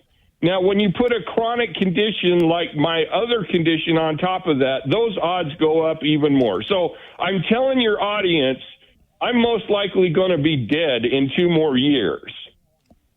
So my question to Chandler is this, because you called me a hypocrite. And I just want to remind Chandler, all this time for 54 years, I worked and I paid into all those things because I didn't have a choice. If I didn't pay into them, I went to jail. So how are you going to get me my money back before I'm dead? And how are you going to get my money back from my dad who had the same disease as I do? And how are you going to get money back to my mom who died prior to my dad because she had cancer and she paid into all these things? So before you call somebody a hypocrite, I had to suck it up, bro, for all these years, do things that you can't even imagine, deal with people that you can't imagine. And then to have somebody like you call into the Kevin Miller show and tell somebody like me who's been a Republican his whole life and then fought for it, that now I'm the hypocrite because I'm on Medicaid and I'm on Social Security after I paid into the system all these years? Give me my money back, bro, and I'll agree. But until you can do that, I'm taking it because I have to. And as soon as I'm if God gives me another miracle and I'm not disabled, I'll go back to work and I'll put back in it. But until then, suck it up like I had to. Any questions, Kevin? No, Brian, but I mean, that's really where we're at here, trying to, get to the truth. Yeah, and God humbled me, Kevin. I'm not going to lie. I'm humbled now. I have to be. I don't have a choice. So if you want to complain about people that are using this system that shouldn't be, yeah, I agree, bro. I'm right there with you. But when God humbles Chandler, and it's going to happen, Chandler, I guarantee it. What are you going to do? Complain about people that can't do anything after they sacrifice for you for 50 years or more? Like, I got a father-in-law who's on Medicaid and Social Security. He fought in Vietnam. I'm sure Chandler has never done anything that my father-in-law has done. Not even close. So before you start lipping off on the Kevin Miller show, you better realize who you're talking to. And again, Chandler, I didn't get to vote for any of this. But if I didn't pay into it, I went to jail. Give me my money back, Chandler, and then we can talk. Love you, Kevin. Love the show. Love you, Brian. Thank you very much for the call. And as always, we love taking calls, people unfiltered, uncensored, raw opinion each and every morning at 580-5436, 580-KIDO. Maybe after that, when we need a little optimism, our friends at Meta or Facebook, or call them what you will, wants to talk about AI and being optimistic. CEO Mark Zuckerberg of Meta posted an ad today saying, "We shouldn't be afraid of AI. It's all going to be okay." This advertisement comes as the debate around regulating AI, particularly open weight models from China, is heating up. Zuckerberg is now aligning himself with the folks at NVIDIA, like CEO Jensen Huang, who has pushed for open access for all models. Huang said in an interview with Axios, quote, "Open models are great for the whole industry. There will be more usage, which will require selling more NVIDIA computers and building more data centers." Anthropic's Dario Amodei and OpenAI's Sam Altman have called for more regulation. Yeah, don't worry, be happy. Don't worry, be happy with OpenAI. Depending on your age, and maybe this isn't an age thing, do we really need AI to be doing our work for us? And if I all of a sudden disappear or am no longer with you, you know that AI got me. Probably not the godless corporation, but AI. Perhaps AI has taken over the godless corporation, but is anyone really optimistic about machines running our lives? We're already tailoring everything we do to something called an algorithm. We need to brace ourselves for what's to come. Some people will have you believe AI will make us less connected, that it's going to leave us behind. We couldn't disagree more. Call us optimists, call us dreamers. Just as we've always done, we're betting on people. We bet on people when we connected you to the ones you lost touch with, and again when we connected you to the ones you couldn't be near. 22 years and 3.5 billion people later, we're doubling down. Because while technology will change, our intention behind it never will. Call us optimists. Call us dreamers. Call us whatever the hell you want. But we're betting on people. And we like those odds. The future is for everyone. Okay, so we're betting on people, but he's embracing artificial intelligence. If you have artificial intelligence, if you have the robot doing your thinking for you, why do you need people? Like one of my old bosses said, if I have to coach you, if I have to tell you how to do your job, what do I need you for? It reminds me when we had this whole big thing about Medicare, Medicaid, and we need to get our money from Washington, or it's going to go somewhere else. Well, now the state can't afford to pay it, which is crazy. We'd love to get your thoughts on that at 580-5436, 580-KIDO. Coming up, a Democrat that makes sense, more thoughts on the war, and, of course, the silliness at the Smithsonian. Those stories and more with Kevin Miller at 580-KIDO. KIDO. Coming up, we'll talk more about the Smithsonian and why it's important to all of us.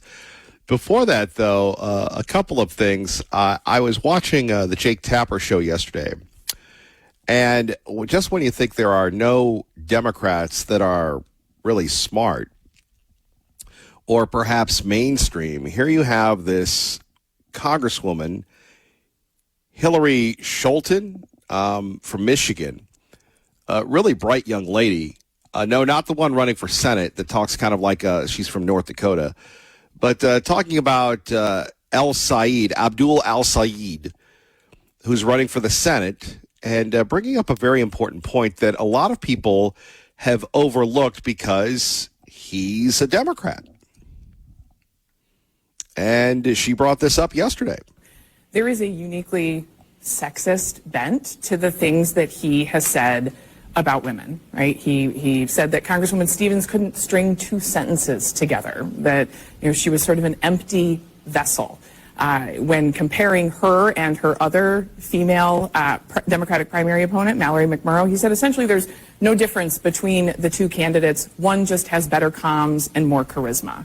It's one thing to attack your opponent because of the substance of their issues. It's another thing to engage in what are deeply sexist attacks. Going back to his race with Governor Whitmer, he said she was bought and sold for by her dad's company. Essentially comparing her to property with no ideas of her own. A successful two-term governor who many talk about as a potential presidential candidate.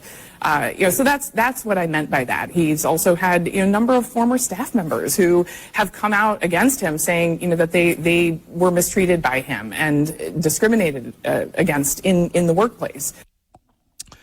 Yeah, I think they have a problem in Michigan. On the other hand, I mean, that's politics. If you can't be critical, then if you can't take criticism, and if you're going to call it sexist, and again, I'm not sitting here defending this, but I mean, on the other hand, you got to be able to take the heat. And I don't know if those comments are out of whack. However, let's continue on at 580-5436, 580-KIDO. This is Stephen A. Smith with Tucker Carlson talking about Qatar and the Israelis. You only hear this here at 580-KIDO. Those who would I hate defending myself. I mean, it's just, these are people who are taking money and direction from a foreign government accusing me of the same. And the truth is, I don't have a home in Doha. I don't own anything in Doha. I've never taken money from the Qataris or any other government. I don't even have a bank loan. I have no investors. I have no debt. Mm-hmm. My opinions, you may not like them, but they're mine because I have no control over me at all. And I own my company with my college roommate. So that's the extent of my financial life. Whatever. But you know what? I would say this. Qatar, I love Qatar. I really like Qatar. And the Israelis like Qatar too, which is why Benjamin Netanyahu asked the Qatari government to send money to Hamas. I'm not guessing. You can look it up. Mm-hmm. So it was actually Netanyahu who asked Qatar to send money to Hamas. Now they're attacking the Qataris for being a tool of Hamas. The whole thing is so dishonest, I can't deal with it. There we have it, Tucker, with Stephen A. Smith talking about, he's not a big fan of Israel. Because the IDF. What would be the reason? It's totally bonkers. I'll tell you why we're not doing it is because the overwhelming majority of Americans want it. They don't. Who would want that? What's the upside for us? We're doing it because Israel wants it, and Israel controls our politics through campaign donations, at least, and maybe there are other ways that it controls our politics. But there's no debate about it now. This is not an anti-Semitic conspiracy theory. My whole life I've watched this. My whole life I've said nothing about it. And in a lot of ways, I was intimidated by the claim that anyone who notices is an anti-Semite. Well, I'm not an anti-Semite. I'm never going to be an anti-Semite. I abhor anti-Semitism and all forms of racism, no matter what they say. I'm not for it. So that's not my motive. My motive is it's true. And trying to bully me into saying it's not true is not going to work. Why is it happening? I don't know. And there we have it, Tucker Carlson saying that, quote, Israel controls our politics and no one is going to bully Tucker. Megan Rapinoe, you remember her. Megan was on The View. Of course, that might be going away. We'll tell you more about that in a minute. Saying, quote, we're attacking women by not allowing men to play in women's sports. It's true. For years, you've been an outspoken advocate for so many people, including the trans community. And there's been a lot of debate about trans women in sports. And you recently wrote an article basically saying that anti-trans legislation is not actually about protecting girls, but distracting from us from what really matters. Tell us what you mean by that. It's a beautiful article. Yeah, thank you. I appreciate that. I think what I mean by that is let's just pull back a little. At first it was well, nobody likes women's sports and nobody wants to watch it. Or there was, abuse happening and nobody seemed to care. Now all of a sudden we're going to use a vulnerable group of people in the trans community to be oh, well, we're just protecting women's sports and we care so much about it. When the Heritage Foundation is now going to go after Title IX. So is it about reproductive rights or is it about just women's rights in general? We're seeing the rollback of Roe v. Really, what is she really saying here?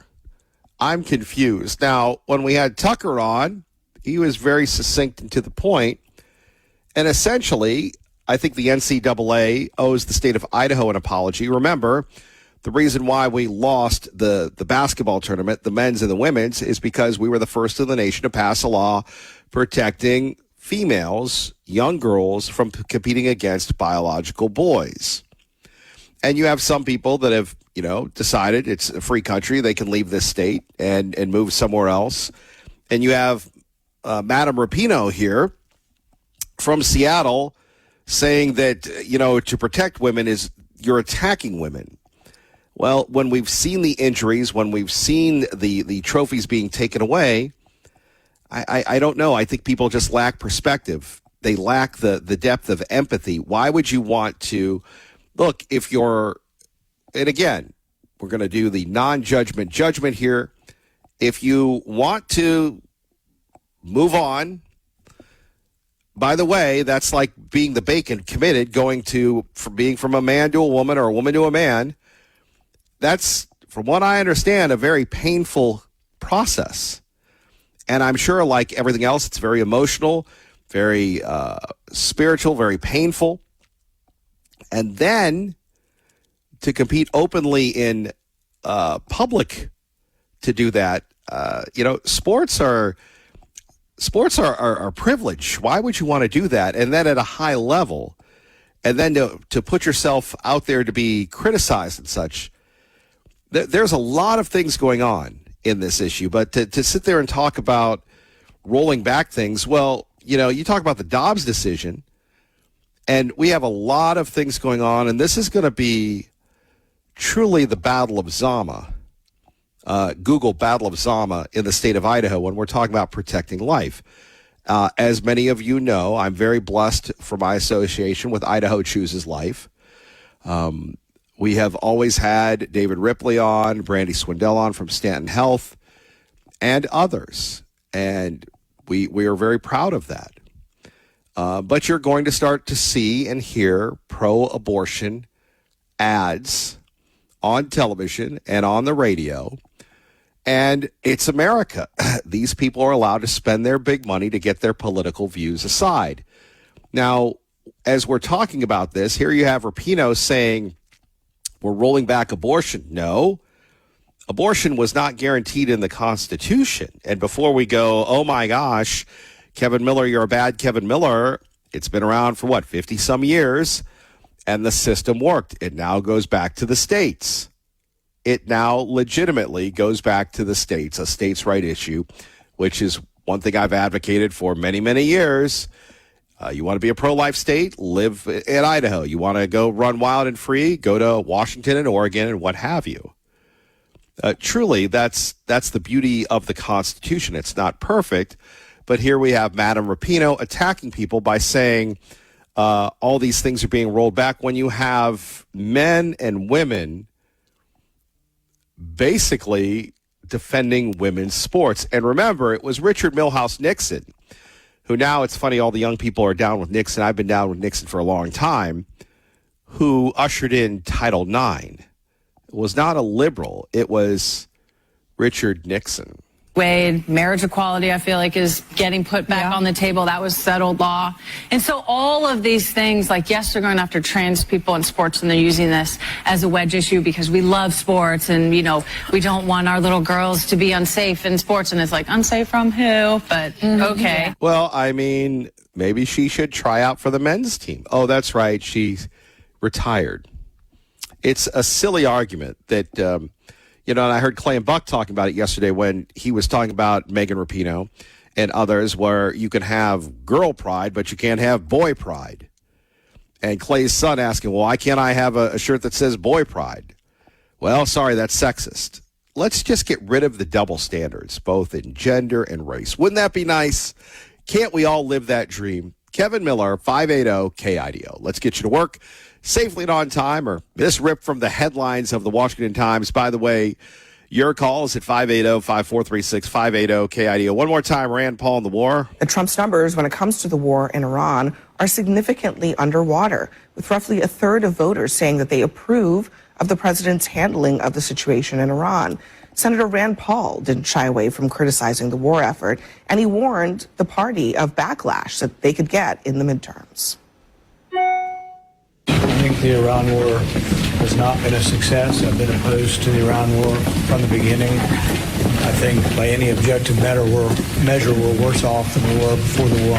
How do you think voters would react if the GOP Congress approved $70 billion or so for Iran before the midterms? I think people are mostly upset about how much things cost, so when they go to see gas prices. But it's also really just all across the board. Will there be backlash in November? Probably. Ouch. We'll talk a little bit about that as we move along. Phone numbers here, 580-5436, 580-KIDO.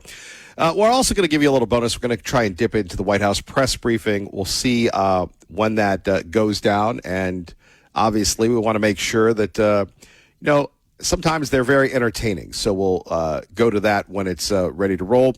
Before that, though, a story we've been teasing all morning long. We wanted to wait till the kids were up or out or whatever. When we're talking about the Smithsonian. And the Smithsonian is free. The Museum of American History. And you had the Smithsonian Museum director. She was on the hot seat over the display of, quote, crotch harness. That's right. The director, in her defense, says the museum comes with a parental warning, no children under 18 allowed without an adult. So we're talking about the National Museum of American History. Why in the world would you need a parental advisory, like for an adult movie or an adult video game, before you can see a display that is funded by our taxpayer dollars? Again, a quote, crotch harness. What type of benefit does that have to anyone to have some type of exhibit that is not suitable for children? Let's see. Anitha Hartig said, quote, the gay liberation exhibit that drew so much scrutiny was closed years ago, but it did have a parental warning. It didn't sit well with Representative Mary Miller, an Illinois Republican, no relation, who said Ms. Hartig herself in a welcome video specifically invited children to attend the exhibit. Greg Ferreira, they caught them once again. Quote, you chose to display the fetish attire of a very small subset of Americans with weird sexual proclivities, and you welcomed children to the exhibit. And then she peppered the museum director, who makes almost $400,000, with questions. The House Administration Committee, which oversees the Smithsonian, was holding a hearing to examine what Republicans have described as the American History Museum's woke washing of U.S. history, elevating trendy liberal causes in its exhibits while regulating more traditional stories, such as the country's founders, to dry resuscitations. So why would we honor the founding fathers when we can have these bizarro subsets and we can indoctrinate children? My goodness gracious. Whatever happened to civics class, history class, and everything else? And this is what our money is being spent on.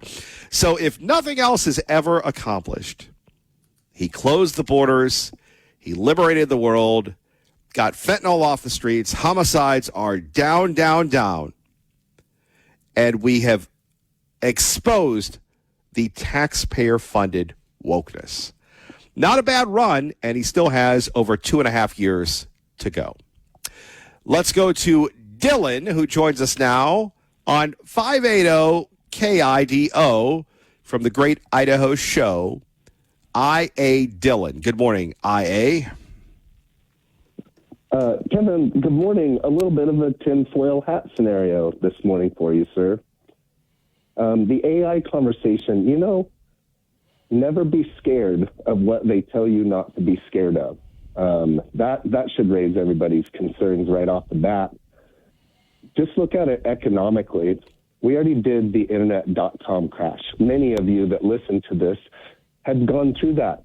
You've already experienced, what's this new thing and what's it going to do and should we be scared of it? Economically, it crashed. Yahoo, all of those companies that were putting up all this wonderful stuff, they weren't making any money. We're in the AI for over $1 trillion. It barely has the capacity to make money back. It hasn't made any money yet. That's how the American capitalism system works. But here's what comes next. What comes next is a crash. And what comes next in that crash is it chases all of the little AIs out, and it centralizes AI to the big players like X with Grok and Google and Facebook, because they have infrastructure. They're not just an AI server. AI wasn't designed to help you with your spreadsheets. AI is a perfect tool for analysis. So when you combine digital ID, which will come through the SAVE Act, it's not in the SAVE Act, it's a lead into digital ID. And when you connect digital currency, and then you connect flock cameras, what you've just installed is one of the most perfected control systems in all of history. The only people fighting this are few conservatives, and those that are fighting it should be paid attention to. The first thing you should be looking at is the flock cameras, because once we have perfected money and perfected law, we are all criminals. We are all criminals today. So it won't be able but to put the screws down on our liberties. It's just a natural progression. Look what happened after the dot-com crash. We had Twitter. We had Facebook. The one single party got in control of both of those and completely abolished the First Amendment. It happened slowly but naturally, and that economically, in the course of the next 2 to 3 years, if you experience a dot-com crash and what that was like for your family, you should plan. That's just tinfoil hat warning.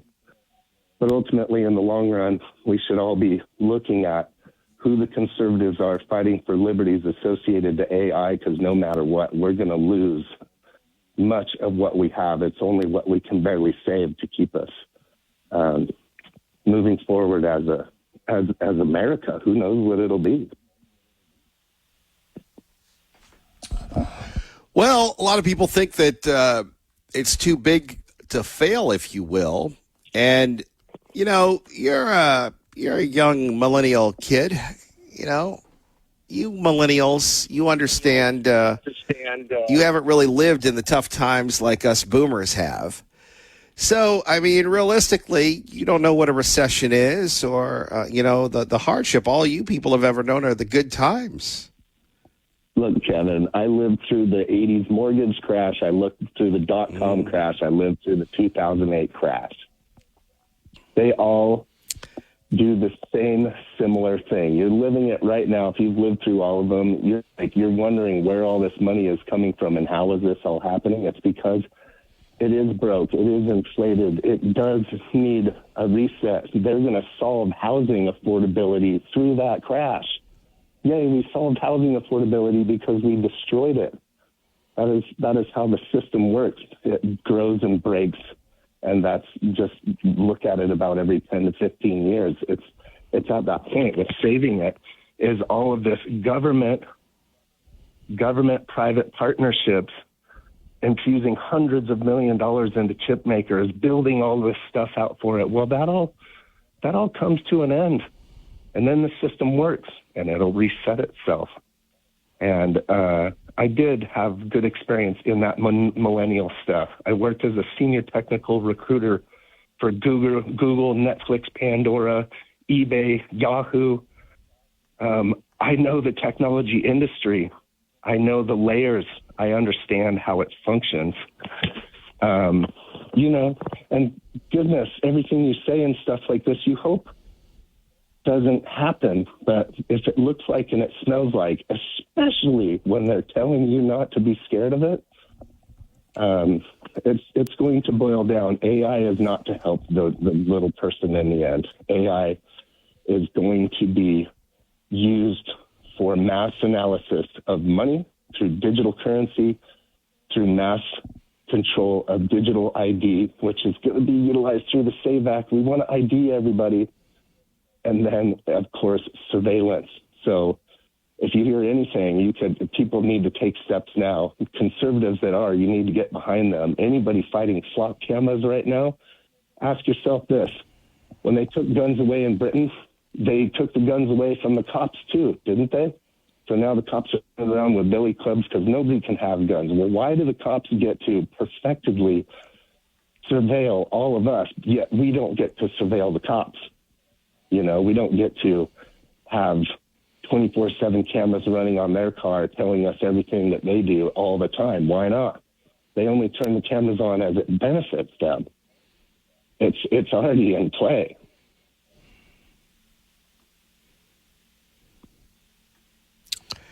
Well, and it started here in Idaho. Flock cameras everywhere.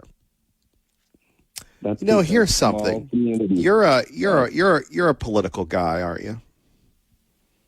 I mean, I'm addicted to it. I can't tell it. I can't tell how Idaho's political system functions because they're all devouring each other. Okay, so here's a simple question from a simpleton. And we're not going to leave our comments for bagging on the Republican Party. We're going to bag on everybody, every elected official. For sure. Oh, yesterday, you and I talked about insurance rates going up. Don't really see anybody from a legislative perspective addressing this problem, except you corrected me, and then we went down a rabbit hole.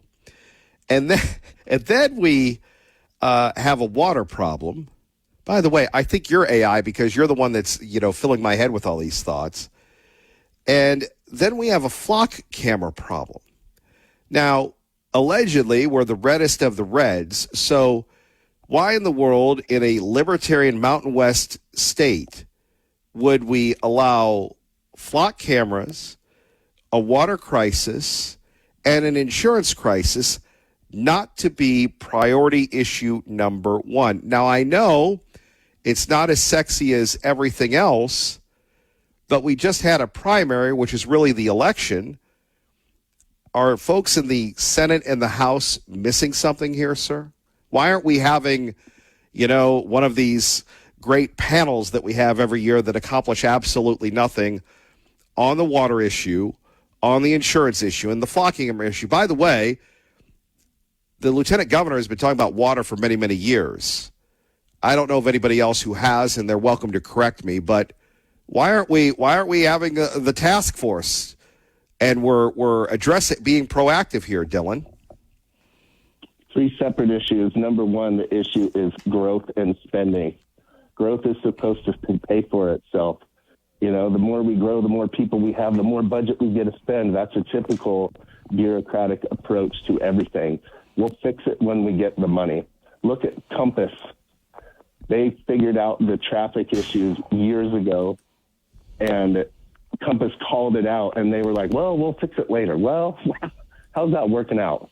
It's typical. It's just the growth issue, and you're talking about bumpkin politics, okay?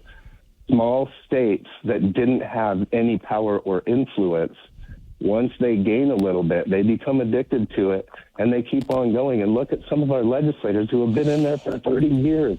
It's a typical problem. Ask yourself about water. So the separate issues, water is simple. If growth were tied to water availability, we would be thinking about things differently. Your average county across Idaho doesn't even check with the Idaho Department of Water Resources to see if this development even has water. Show me in between Boise and Mountain Home where they were like, well, we're going to put in all these homes.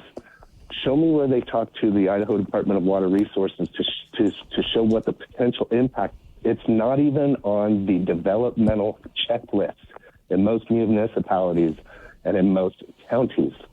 When you talk about the insurance issue, what it really boils down to is these insurance companies know that all these towns out in the middle of nowhere have zero fire support. They don't get any money to fund their fire departments.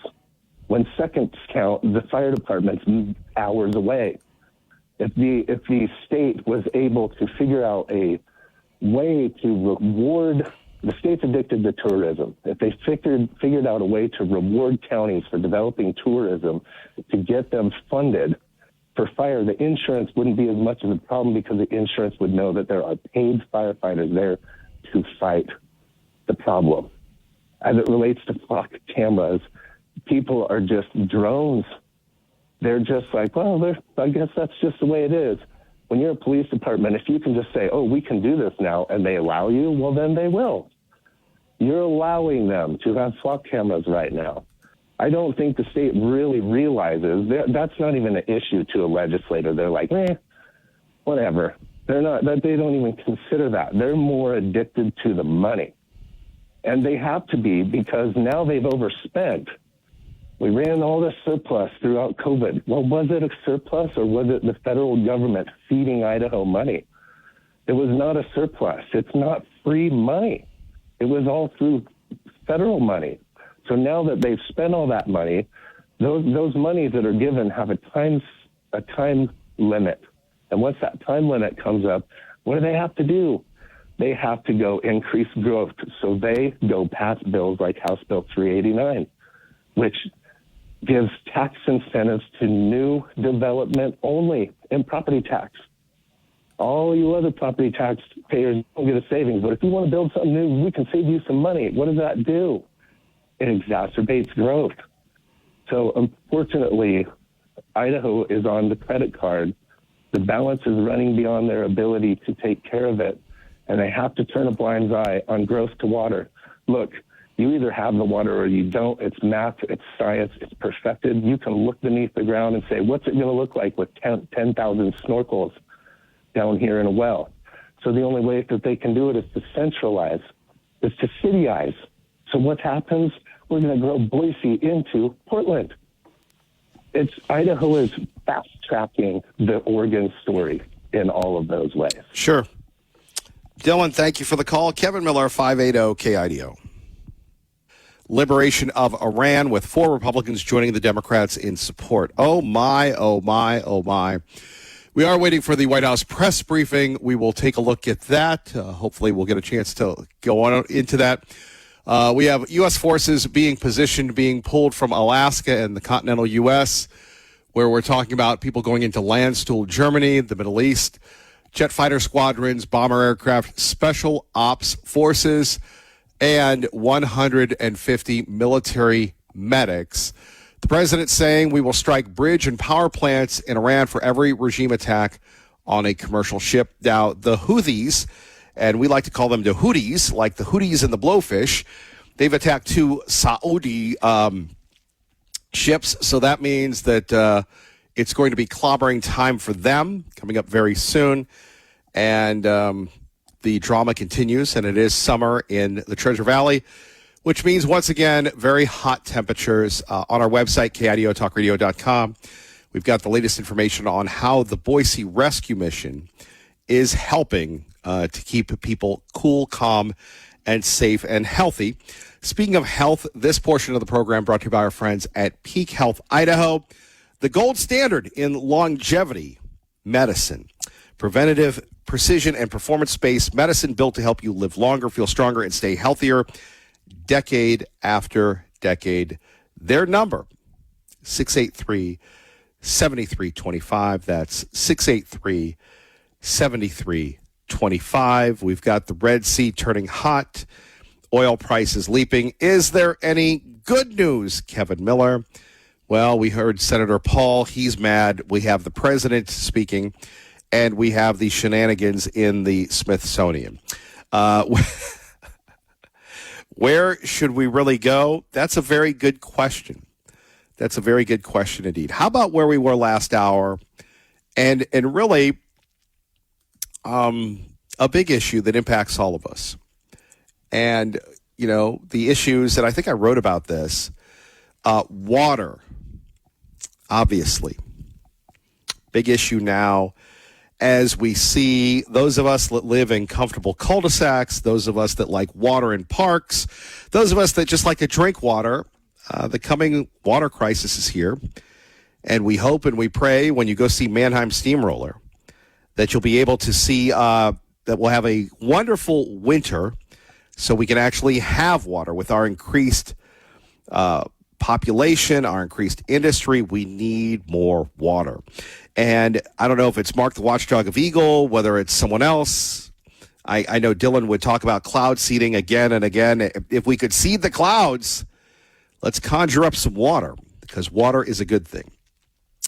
Also, some of the other things that we've been taking a look at when we're looking at bipartisan issues, that the legislature should look at, and those are flock cameras. When we're looking at flock cameras, and here we are, the invasion of privacy, the invasion of everything else. Why don't we have legislation on this one? Isn't it important that we give the legislature something to do, right?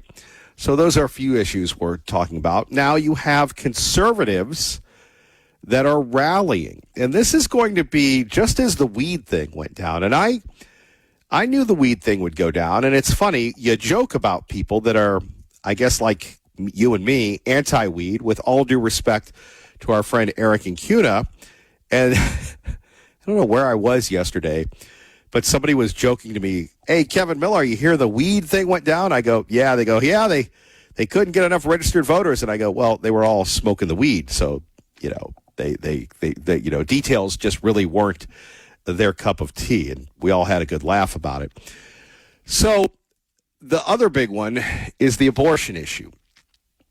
And who is this from, Sweet William? What do we have this? Idaho women say anti-abortion website articles are false and defamatory. We have it from Yahoo, the Capital Sun. Let's see. And News from the States. Let's see. Attorneys from Amplify Legal sending a letter to Live Action. So there we have it. The big battle here concerning abortion. And you're going to have people that are going to air commercials talking about abortion. And, whether you agree with those things or not, whether people agree with those statements, it's a free country when it comes to political issue ads. Now, again, my opinion as a host, I'm pro-life. We love David Ripley. We love Brandy Swindell. We love the people in the pro-life community. Although, according to a couple sources, we have people that are wackos trying to smear me and saying that I'm pro-choice. Now, you can call me a reduced fatty. You can call me a rhino, but you can't call me pro-choice. That just shows you the stupidity of their argument. But there's going to be a lot of money being spent on this. But our legislators, pretty shrewd people, they wouldn't have passed the Protect Life Act if it didn't reflect the interest of the people. So 3 women who sought abortions due to fatal fetal diagnosis in Idaho are demanding that a pro-life website retract defamatory statements made about them. And then it names the women. They've moved out of state. And then we have, let's see, Amplify Legal sent a letter to Live Action, the website in question, arguing that the articles about the women were false and defamatory, leading to devastating consequences for the women involved. Okay. The letter demands Live Action stop publishing these things. And it's all defamatory. Failure to do that may compel legal action. Well, look, we're going to find out just how progressive the state is. And I will say this, that when you have the turnover that we've seen in local media, you're not getting this issue covered as much as you get it now. You see the bias in the local baby reporters.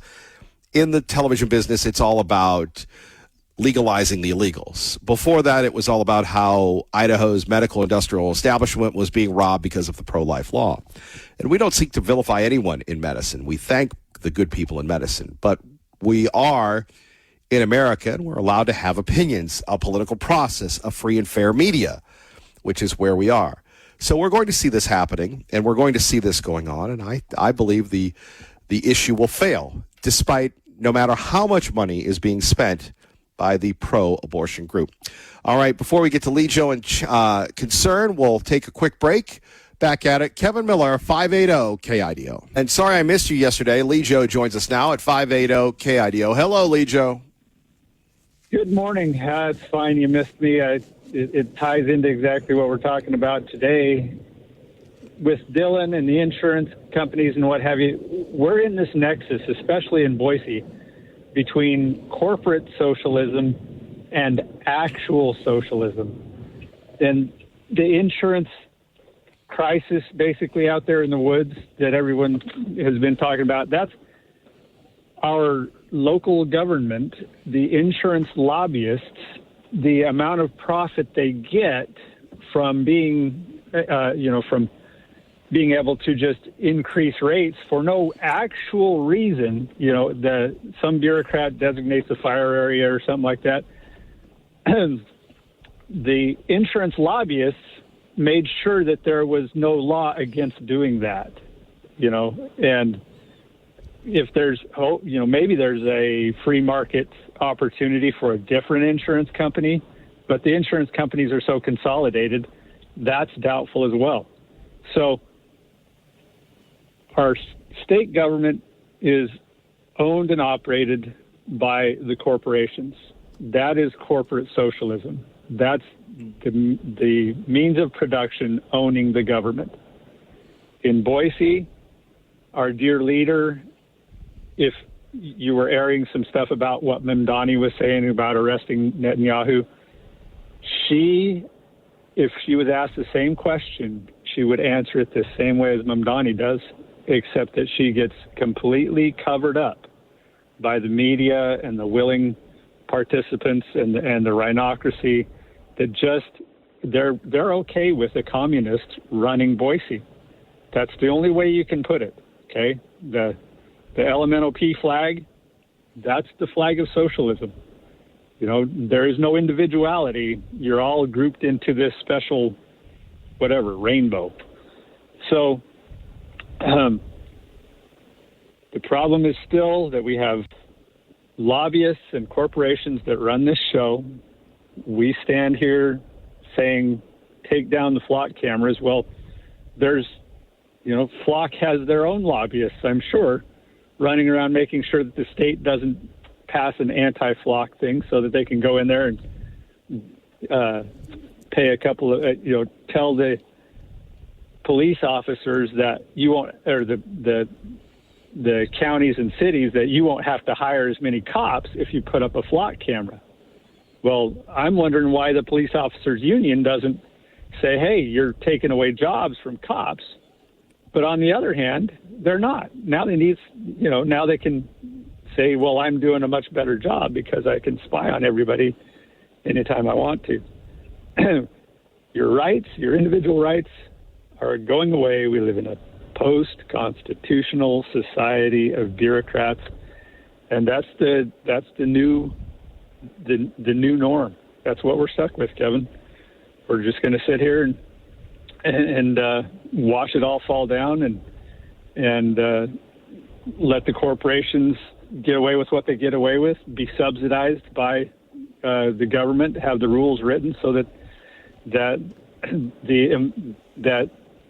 government money goes to subsidize their employees through, like Chandler was talking about, through the Social Security, through all those things. It's all so that these corporations who run the show, and we claim it's capitalism, it's so that they can profit more. All the insurances, profit more. Your individual choice, your individual privacy, it just falls off to the side. No big deal. As long as we've all got our Starbucks and whatever, it'll all be fine. Drink your beer. Okay. I'm with you, but from the state government perspective, water, flock cameras, and insurance, anybody covering this besides you and Dylan and Tea Party Bob? You just mentioned it. All your little baby reporters, and ask yourself, why are they baby reporters? What happened to the giant, the capabilities of Channel 7 to have a voice and people listen to that voice? Nobody listens to those people anymore. We have alternative sources of news. So we can go and find out the truth on our own without the random opinion of a baby reporter So yeah, you and I are talking about it, and water's important. Don't get me wrong, but as long as the irrigation ditches are full for the farmers, that's all that really matters to them. Can we keep growing? Yes, we're gonna max out our water supply at some point when we're about the size of Portland. And in the meantime, we're going to be ending farms so that we can do it. And that's been part of what I've done for years, is take a farm field, turn it into a subdivision, and then you find out that the irrigation of that subdivision is actually using more water than the old farm field that was there did, because people are irresponsible with their water rights. It's amazing stuff. And yeah, you and I are talking about it. That's it. But I mean, people, the elected officials. Lee Joe, thank you for the call. Let's go to Concern. It's been a while. Concern, good morning. You're on 580 KIDO. Hello, Concern. Good morning, Kevin. Yeah, I totally agree with pretty much everything Lee Joe is saying there. We're being sold out and no one's paying attention. And they're not going to find out unless they listen to this program or some other program, because the politicians and the people that run our government, they got the news and everything under their deal. And the young kids are just listening to their radios and podcasts and things like that. They're not listening to the news. It ain't like when we were younger. We all sat around and watched the news. Everyone knew what was going on. But the reason I called mainly was to talk about, how our government is selling out our lands totally. And I went to Payette Lake last weekend, and there's one public access to that lake as far as boat ramps go. Everything else is private. The whole entire thing's private. I'm watching Cascade Lake get swallowed up by, people buying it. I guess if you just have money, you could put, a house on top of the lake if you want, and then it's just like the politicians don't seem to care. The developers are just eating up our land totally and just paying off or somebody in the government to just process everything. They're not even concerned about traffic. They're not concerned about water intake, like Lee Joe was saying. They just continue to build houses on top of houses on top of houses, and nobody updates the roads or gets money for the roads. The impact fees aren't there. They are not there. Over and over again, it's just like they're selling out this land to big money everywhere they can, and that goes as far as the governor on down. And, I'm watching it in Emmett. I'm watching, Little just sell his property and to big developers and just making bank, gravel pits, whatever it takes. But they don't, and nobody concerned about the people. But that's what's going on. The people ain't paying attention. They're being, as long as they're comfortable, it's the old, drink your beer, ride your four-wheelers, and we'll run the government. And that's what's going on. But really just complaining about the selling of our public lands over and over again. Every time I go somewhere that I haven't been to in a while, it's all sold out, apartments and things. You can't get to lakes anymore. You can't get to places anymore. It's all been privatized because it's being sold out. When are they going to start caring about Idaho and preserving what we had here? So just ranting, I know it's tough, but that's what's going on right now. And I just wish the people would start educating themselves, reading, pay attention, at least watch the news once, and during the day, see what's going on, because the government it's like Lee Joe said, it's pretty much a socialist government. They're running everything, the elites, and we're not getting nothing, and we're not caring, apparently. So God bless your show, Kevin. Just keep it up. Hopefully everyone will tune in.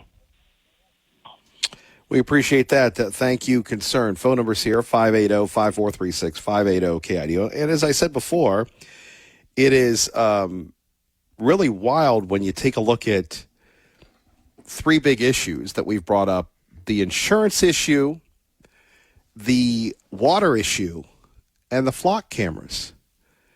And maybe someone somewhere in the legislature has been taking a look at this, but it seems to be that we've become more and more, how should we put this, reactive than proactive.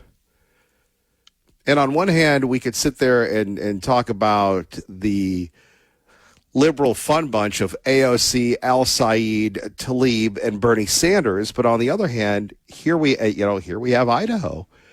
And we're wondering, what's really the issue here? And I don't want to bag too much on the media. It's our politicians. And we have some really good politicians. And I think we had some really good issues concerning, who's legal and who isn't, what to do about it. Didn't go anywhere. But, that's what we do. We have dialogue and debate and discussion. One of the more interesting stories that you're going to get out of the city of Eagle. This was on Channel 7 last night. And this is just one of those things that make you go, stories. Eagle City Council members sent a proposal shooting ordinance back to the city staff after concerns were raised about public safety. This is across the shooting areas, and it's involving Avamore. Residents question the legality of shooting in certain areas and raise concerns about errant rounds hitting their property. Some folks supported the proposed ordinance, while others felt it would restrict responsible shooters. And I like the guy who was quoted on this. He goes, "Hey, man, you wait till somebody gets hurt, and then you talk about liability and everything else." After hours of testimony, the Eagle City Council decided not to move forward with the restrictions and will continue working on the issue. The existing rules remain in place while the city addresses the concerns raised. If you have any shooting going on near a residential area, chances are you need to restrict that, right? Because unfortunately, accidents happen. And it was again, a great story by the folks at Channel 7 on this one. But I'm going, we live in an over-litigious world. We don't want people, my goodness, people get hurt just driving to work. Imagine what would happen if someone got hit by a stray round. Those stories and more next on your home for Fox News, 580 KIDO. We have Carolyn Levitt at the White House speaking. We'll get to her in a minute. Talking about the economic solutions and, of course, the Democrats wanting to raise your taxes. A lot going on this morning. We appreciate you joining us. Phone numbers here, 580-5436, 580-KIDO. Let's take a listen. Stance and the best way to keep the government funded? Well, the White House's stance is that the government needs to be funded. This president and Republicans on Capitol Hill from both chambers, as you just mentioned, the House and the Senate Republicans want to keep the government open. We want to work together to find ways to do that, and the White House will continue to have discussions with Senate leadership on the best path forward. I don't want to get ahead of those conversations, but the most important thing for the American people to know is that this president and this White House wants the government to remain open, unlike the Democrats in this town who have been acting as obstructionists. We've seen time and time again, they have chosen to block this administration, to block Republicans in Congress from keeping our government open, which does not help anyone, and it especially hurts the American people who depend on our government remaining open so they can access the critical services that our government provides to so many Americans across the country. So these conversations are continuing, but I think I just made the president's position quite clear. Thank you. And then on the Saudi Arabian nuclear deal, what steps is the U.S. taking to get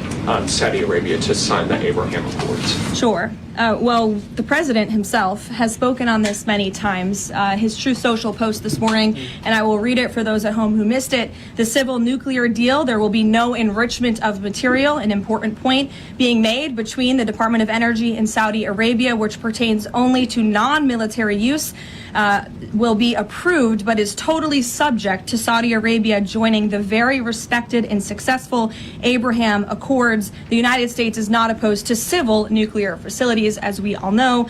All right, there we have it. Caroline Levitt. We'll take your calls now at 580-5436, 580-KIDO. We'd love to hear from you, your thoughts on the variety of issues here. Like I said, I go back to this. The White House is doing its very best to try to get back into the affordability argument. You got this war going on and everything else. And now you have Carolyn Levitt back from maternity leave, unleashing on the media. We'll hear from her. We'll hear from you. And going back to affordability, not only affordability, but the flock cameras, not only the flock cameras, the water, and the insurance. It would be nice, and again, with respect to our legislators, and our elected officials if we wouldn't be hearing about that from our friends on the radio. And if we're the precursor to this, the avant-garde, if you will, the tripwire, then so be it. We are doing our jobs. And these are bipartisan issues that need to be taken care of. I would like to see some legislation concerning flock cameras. Would you not? I'd also like to see legislation concerning everything else when we're talking about the water crisis and the insurance crisis, right? That's really where we are. Like I said, and internationally, we have the Saudi Arabian situation. We have more and more people going again and again and again against the war, including Rand Paul. Let's take another listen here from the press conference. The largest attack happened last month. Do you think this will come up when the president meets with President Xi in September? Well, I have had the honor of being part of some of the meetings and discussions between President Trump and President Xi, and I can tell you there is always a wide range of topics that come up. I would imagine this would be something. It's of high importance to the president and of this administration to obviously ensure that America remains dominant in the AI race, and we're obviously tracking the particular situation that you mentioned. I have one more, if you don't mind. This week we've seen some major players in Democrat politics voicing or alerting really on how much influence socialism, communism has had now on kind of mainstream Democrat politics. Is there any chance that the president would be interested or is considering working with left of center Democrats to push back on this? Well, unfortunately, we don't seem to have too many of those left in the Democrat Party. We have literal self-proclaimed communists who are winning elections and who are claiming to be the new leadership of the Democrat Party. Speaking of a communist, Liberal Steve joins us now at 580 KIDO. Good morning. You're on the air. Go ahead, please. Thank you for the call, Liberal Steve. We go to Denny in Nampa, who joins us now at 580 KIDO. Good morning, Denny. You're on the air. Go ahead, please. Good morning, Kevin, and KIDO 580 on your dial. Hey, on the flock cameras, I'm going to explain real quickly. The cameras that were used formerly in California, I'm not sure if all of them have been taken out yet. Every time they would contest tickets in many of the major metropolitan law enforcement agencies for using red light camera, they usually got kicked out. They either found out somebody else was borrowed the car that day and the person who was the registered owner of the vehicle was the one who got the citation. You also had those that did go through a red light that was involved in an accident. Those were the only justifiable tickets that were issued to the red light runners. Those tickets and that company that was doing it, they were hiring retired law enforcement officers with traffic experience to review all of those citations that would be issued to the people on those cameras. However, major lawsuits in many metropolitan areas in California and other areas, they slowly discontinued a lot of the cameras because they felt it was a violation of their constitutional rights. Could not meet with the person who actually wrote a ticket. And also the violation was not normally the person that really was driving the vehicles. It was the registered owners who got the tickets. Now, want to change real quick subject on water situation. That was the biggest thing the real estate person told my wife and I when we moved here to Napa, Idaho, 6.5 years ago. Mr. Melton, you never have nothing to worry about on water. We have plenty of water in Idaho. Well, I told him, I said, is not Idaho a high desert area? You got to rely on irrigation, not just aquifers. And I think Mark or one of the other people he had called the last couple of days said somebody recently bought a house in Meridian and property, and their well, they're going to have to re-drill another well because the aquifers show that they don't have a lot of water in their property after all. So water is still a vital situation. I was taught a long time ago when I first got interested in law enforcement and also in landscape work, water is the gold of life. No water, people die. So people, you need to listen to what's going on here on Kevin's program, KIDO 580.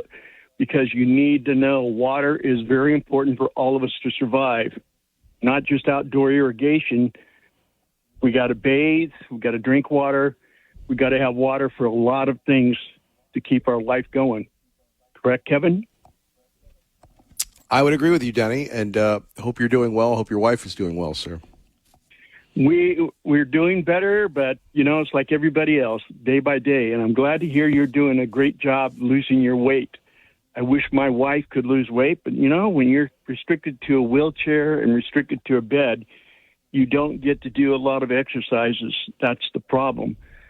And even with us talking to our own doctor the last couple of times, they said, well, your wife is doing everything possible. You can't change anything because you're not able to get any exercise in, and exercise is important to help you lose weight. So, I'm glad to hear you're doing so well. I'm anxious to see you. I hope sooner I'll be able to see you at some event that you got coming up, maybe in the fall and the winter. So you have a great job. Keep your great work up. I'm glad to hear you're back from a great rested vacation on 580 KIDO radio. God bless you, Kevin. God bless you, Denny. God bless your wife. More of your calls next. Kevin Miller, 580 KIDO. And Kathy joining us once again from the Palmetto State. Kathy, good morning. Yes. You're on 580 KIDO. Good morning. It's been a while, but I try and listen as much as I can, and hope you had a good time on your sabbatical. I did. The older I get, the more I yearn for longer sabbaticals. No. Did you go to Cannon Beach? No, we Lincoln City is our haunt, and okay. Lincoln City but Rockaway was we visited there, went on the little train. Boy, it's well, I'm sorry, I digress. Please go ahead, Kathy. I could go on and on, but nobody wants to hear about that. Yeah, take me back, please. No, take me back to the coast is what I mean, Cannon Beach and all along the coast. I'm calling, every morning it seems like I get up and like that tattoo on my forehead saying sucker just seems to get deeper and brighter. I guess at this point in my life, I am just shocked, really, almost every day to find out people we wanted to believe in, people who said the right things, seemed like they were doing the right things, have really just, can I say this, screwed us over. Why not? It's just, okay, good. Thank you. If I have your approval, I know I'm okay. But, and one thing is for Medicare, and I have to go back to Crapo when he was on your show, and that's the last time I actually heard him on your show. That was about 2022. Maybe he's been on since then. He had to get off the phone with you. He said, Social Security's running out of money, and he said, we've got to fix it. Well, my question is what was Congress doing to see how much fraud was in there? Were they on the kickbacks as well? And then seniors are treated like, well, we're just this real dredge on society. It's all our fault. I'm just stunned with some of this. I really am. The other thing is with the Muslims. I mean, you may remember, I've been talking about communism for about a year when I called in. One was bringing up this, in 1958, J. Edgar Hoover had one of his FBI agents write a book about communism, and it was republished again in 2017, but in 1958, people didn't pay much attention because they thought, well, we have it all taken care of, and we've been asleep. And you see on like Fox, any of these other shows, they talk about these people. These people are crazy. They're crazy. They're loons. No, they're not. They're believers. They are true believers in this communism, the ones that aren't paid. But when you've gone through, 4 or 5 years or decades being taught to hate America and how communism and socialism is the best thing, I mean, what do we expect? It's a real challenge. And I'm really happy. I don't have kids in school now. I would be beside myself trying to figure out how to get them out of school. And even with the therapists, teachers, people that you thought you could trust, you can't trust these people anymore. So my hat's off to parents who I know are doing the best they can with what they have, but we just have to be so vigilant with the generations that we have now. The other thing is the flock camera. We have them here, and Pickens County is a county with about 500 and some square miles. The flock cameras that they put up cover an area of a little over 400 miles. Apparently, they can scan, or the camera goes out 25 miles for each one. And that's as much a concern here as it is for Idaho with these things. And I guess there's different methods with what they actually keep. Like it's supposed to be like for 30 days, apparently, but then law enforcement can get them and keep them longer. Is that what you're hearing as well? Yes, and the rebellion hasn't really started yet.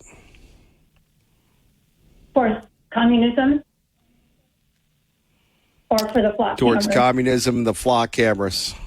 Yeah. Well, it's going to be interesting. Have you ever had Brigitte Gabriel on your program? Oh, she was a regular back in the old days. I know, but, people should be An old listening friend of to- mine. I think it would be really beneficial because I don't think people really understand Muslims. And like she said in one of her posts, it's bad enough when you have a communist, but you have a communist Muslim in there, and people really need to know their history of the Muslim Muhammad religion. That man go in and he make people think, or the rulers of these countries, kings of these countries, whoever, get them feeling really confident that there was not going to be any more fighting or whatever, and he'd go in the middle of the night and he'd kill everybody in that town and that city. You couldn't trust him. And they're on a mission. And are you familiar with Jesse Kelly? I am.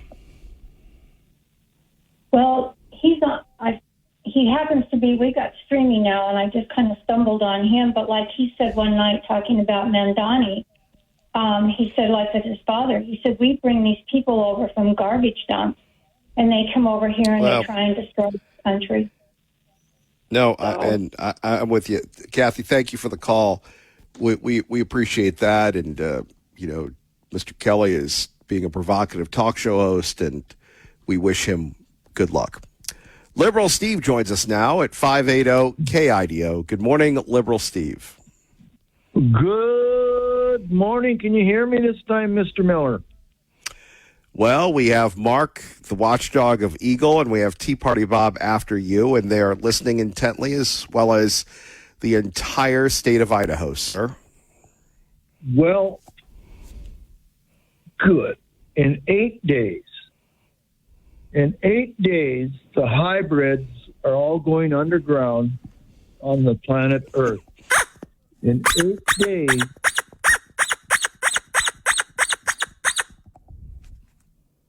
that's the hybrids talking to you, saying you always predict these things and nothing happens. You have no hybrid credibility. In 8 days, all humans will die. How many civilizations have disappeared and we have no idea how they disappeared or how they left? Humans can't even figure out how they built the pyramids yet. But in 8 days, there will be no humans. Have you had any of your treatment this morning? Are you under your medication? NASA will announce within 4 days that we're going to be hit with an asteroid that's going to wipe out the Earth. The volcano. What a waste of your listeners' time, Tea Party Bob. Tea Party Bob. It's okay, Bobby. Everybody dies. but only the hybrids will be taking over. After everything, it'll take about 5 years for the Galactic Federation to clean up the air and the Earth again. And once again, they'll put people on the Earth, but this time they'll get to... Thank you. We didn't even get to the thank you, just okay. Mark, the watchdog of Eagle, Idaho on 580 KIDO. Good morning. How do I pull that up, Kevin? I'm going to try to make this quick so Tea Party Bob can get in. But, Cindy, you were referring to Willard Cleon Skousen, who wrote about the platforms of the Communist Party and what they were trying to do here in America. He was a member of the John Birch Society and also was a LDS gentleman. So... But anyway, Denny, I want to really quickly get to Denny's call. He mentioned a Mark. I'm thinking it was another Mark. But I did mention when we were getting on the water issue, I have a friend, a native Idahoan businessman going generations back with his family, lives over there north on Ballantyne Road in an older home. The house had a well on it. Apparently at one time, Val Kilmer, when he had property here in the North Eagle Hills here, he tried to drill a number of wells so he could water his hillside grass. Well, what happened after that is apparently people who had shallow wells that go back 50, 80, 100 years here in the area, those wells were starting to go dry, and they had to dig them down deeper. So now we look at Veolia. Veolia, a few years back, they ended up running a pipeline from Redwood Subdivision near where Ballantyne Road Cutoff is, ran that pipe down Old State Street, ran it down where they could tie it in and go up to Hill Road where they pumped the water from the lower part of the valley here up to Hidden Springs and Avamore. So long-term effect, as they keep building more and more in Hidden Springs and Avamore, you will see more issues here in the lower valley out to the west and even around here in Eagle from some of the old residences who had wells going way back. And I wonder if a class action lawsuit couldn't be brought against the city, the county, whoever, and maybe the water companies for tying this all in and pumping it out of the area up to Avamore for its development and Hidden Springs. So that's just something I wanted to throw out there. Get Tea Party Bob on. Thank you, sir. Have a great day there at KIDO. Thank you, Mark. We go to TPB at 580 KIDO. Good morning. Well, good morning, Mr. Merrill. I'm going to try to make this abbreviated since we have a short period of time, but Brian hit the nail on the head when he said that the polls that we hear every day from the news are nothing more than the opinions of those who compose the questions asked by the pollsters. They never tell us what the questions were that they asked, because if they did, it would become evident that many of the questions are geared to get a specific response from the people they poll.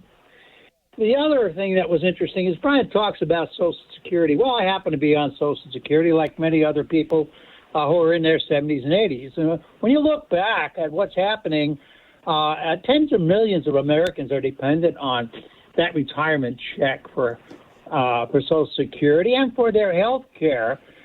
So you have a enormous centralized group of people that are under the control of the government for their lives. When you look at it pragmatically, we are not in the strictest sense a socialist country, but entitlement spending is large and growing, and our government spending, and we need to wean ourselves off these programs slowly but surely, but it has to be done. When you think about it, between the government and local taxes, state taxes, 45% of GDP is made up of those particular entities. That's pretty damn high. You're getting up to that 50% mark.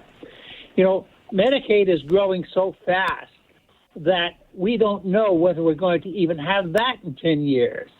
You know, these numbers are unsustainable, and reforms are going to have to be made. And I do think Trump had a good start here, giving $1,000 to babies born between 25 and 28. But while it's a good start and it's going to help change the dependency on government, a lot more needs to be done if we're going to fix these programs.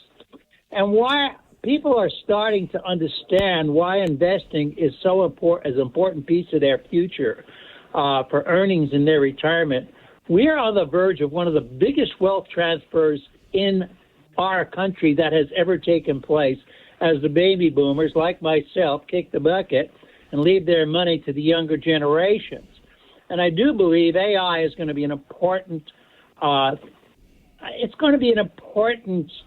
new communications that we adopt, just like we adopted the internet and computers and, of course, the cell phones that we use today.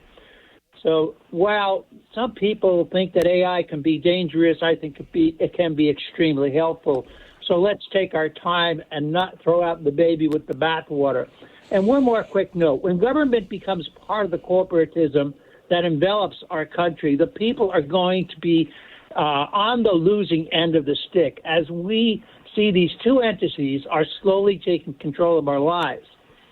When they collude with each other, it is one hand washes the other, and we no longer have a government of the people, by the people, and for the people, as we have seen how the big corporations have used their power to gain control of government by supporting those candidates with big bucks that are going to work for them and not for the people that they're supposed to work for, because they are indebted to those corporations who paid the bill to get them elected.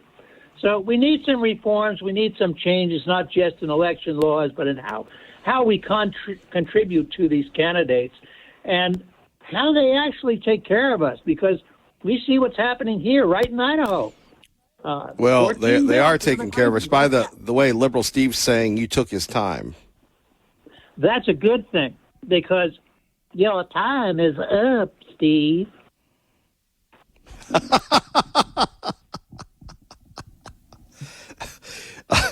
I see. Well, what a waste of radio communications that man is. Who? Liberal Steve? Yes. Do you think he's smoking the weed? No, I think he really is from another planet. Nobody talks like him. Wow. God bless you, Kevin, for putting up with him. God bless you, Tea Party Bob. We appreciate you. Thank you. Take care, my friend. Have a good day. Have a great day. Do want to thank our friends at Peak Health Idaho. Give them a call today, 683-7325. That's Peak Personalized Healthcare, peakhealthidaho.com. The gold standard in longevity medicine. Book your consultation today. Get on the road to wellness. Kevin Miller saying, God bless, keep the faith, and Kevin Miller loves you. The Sherwin-Williams Summer Sale is here. Get 30% off select paints and stains or 35% off our newest product, Emerald Symmetry, July 17th through the 27th. Whether you're refreshing your interior or exterior, we've got the colors to bring your vision to life. And with delivery, getting everything to your door is easier than ever. Shop online to have it delivered or visit your neighborhood Sherwin-Williams store. Click the banner to learn more. Retail sales only. Some exclusions apply. See store for details. Delivery available on qualifying orders.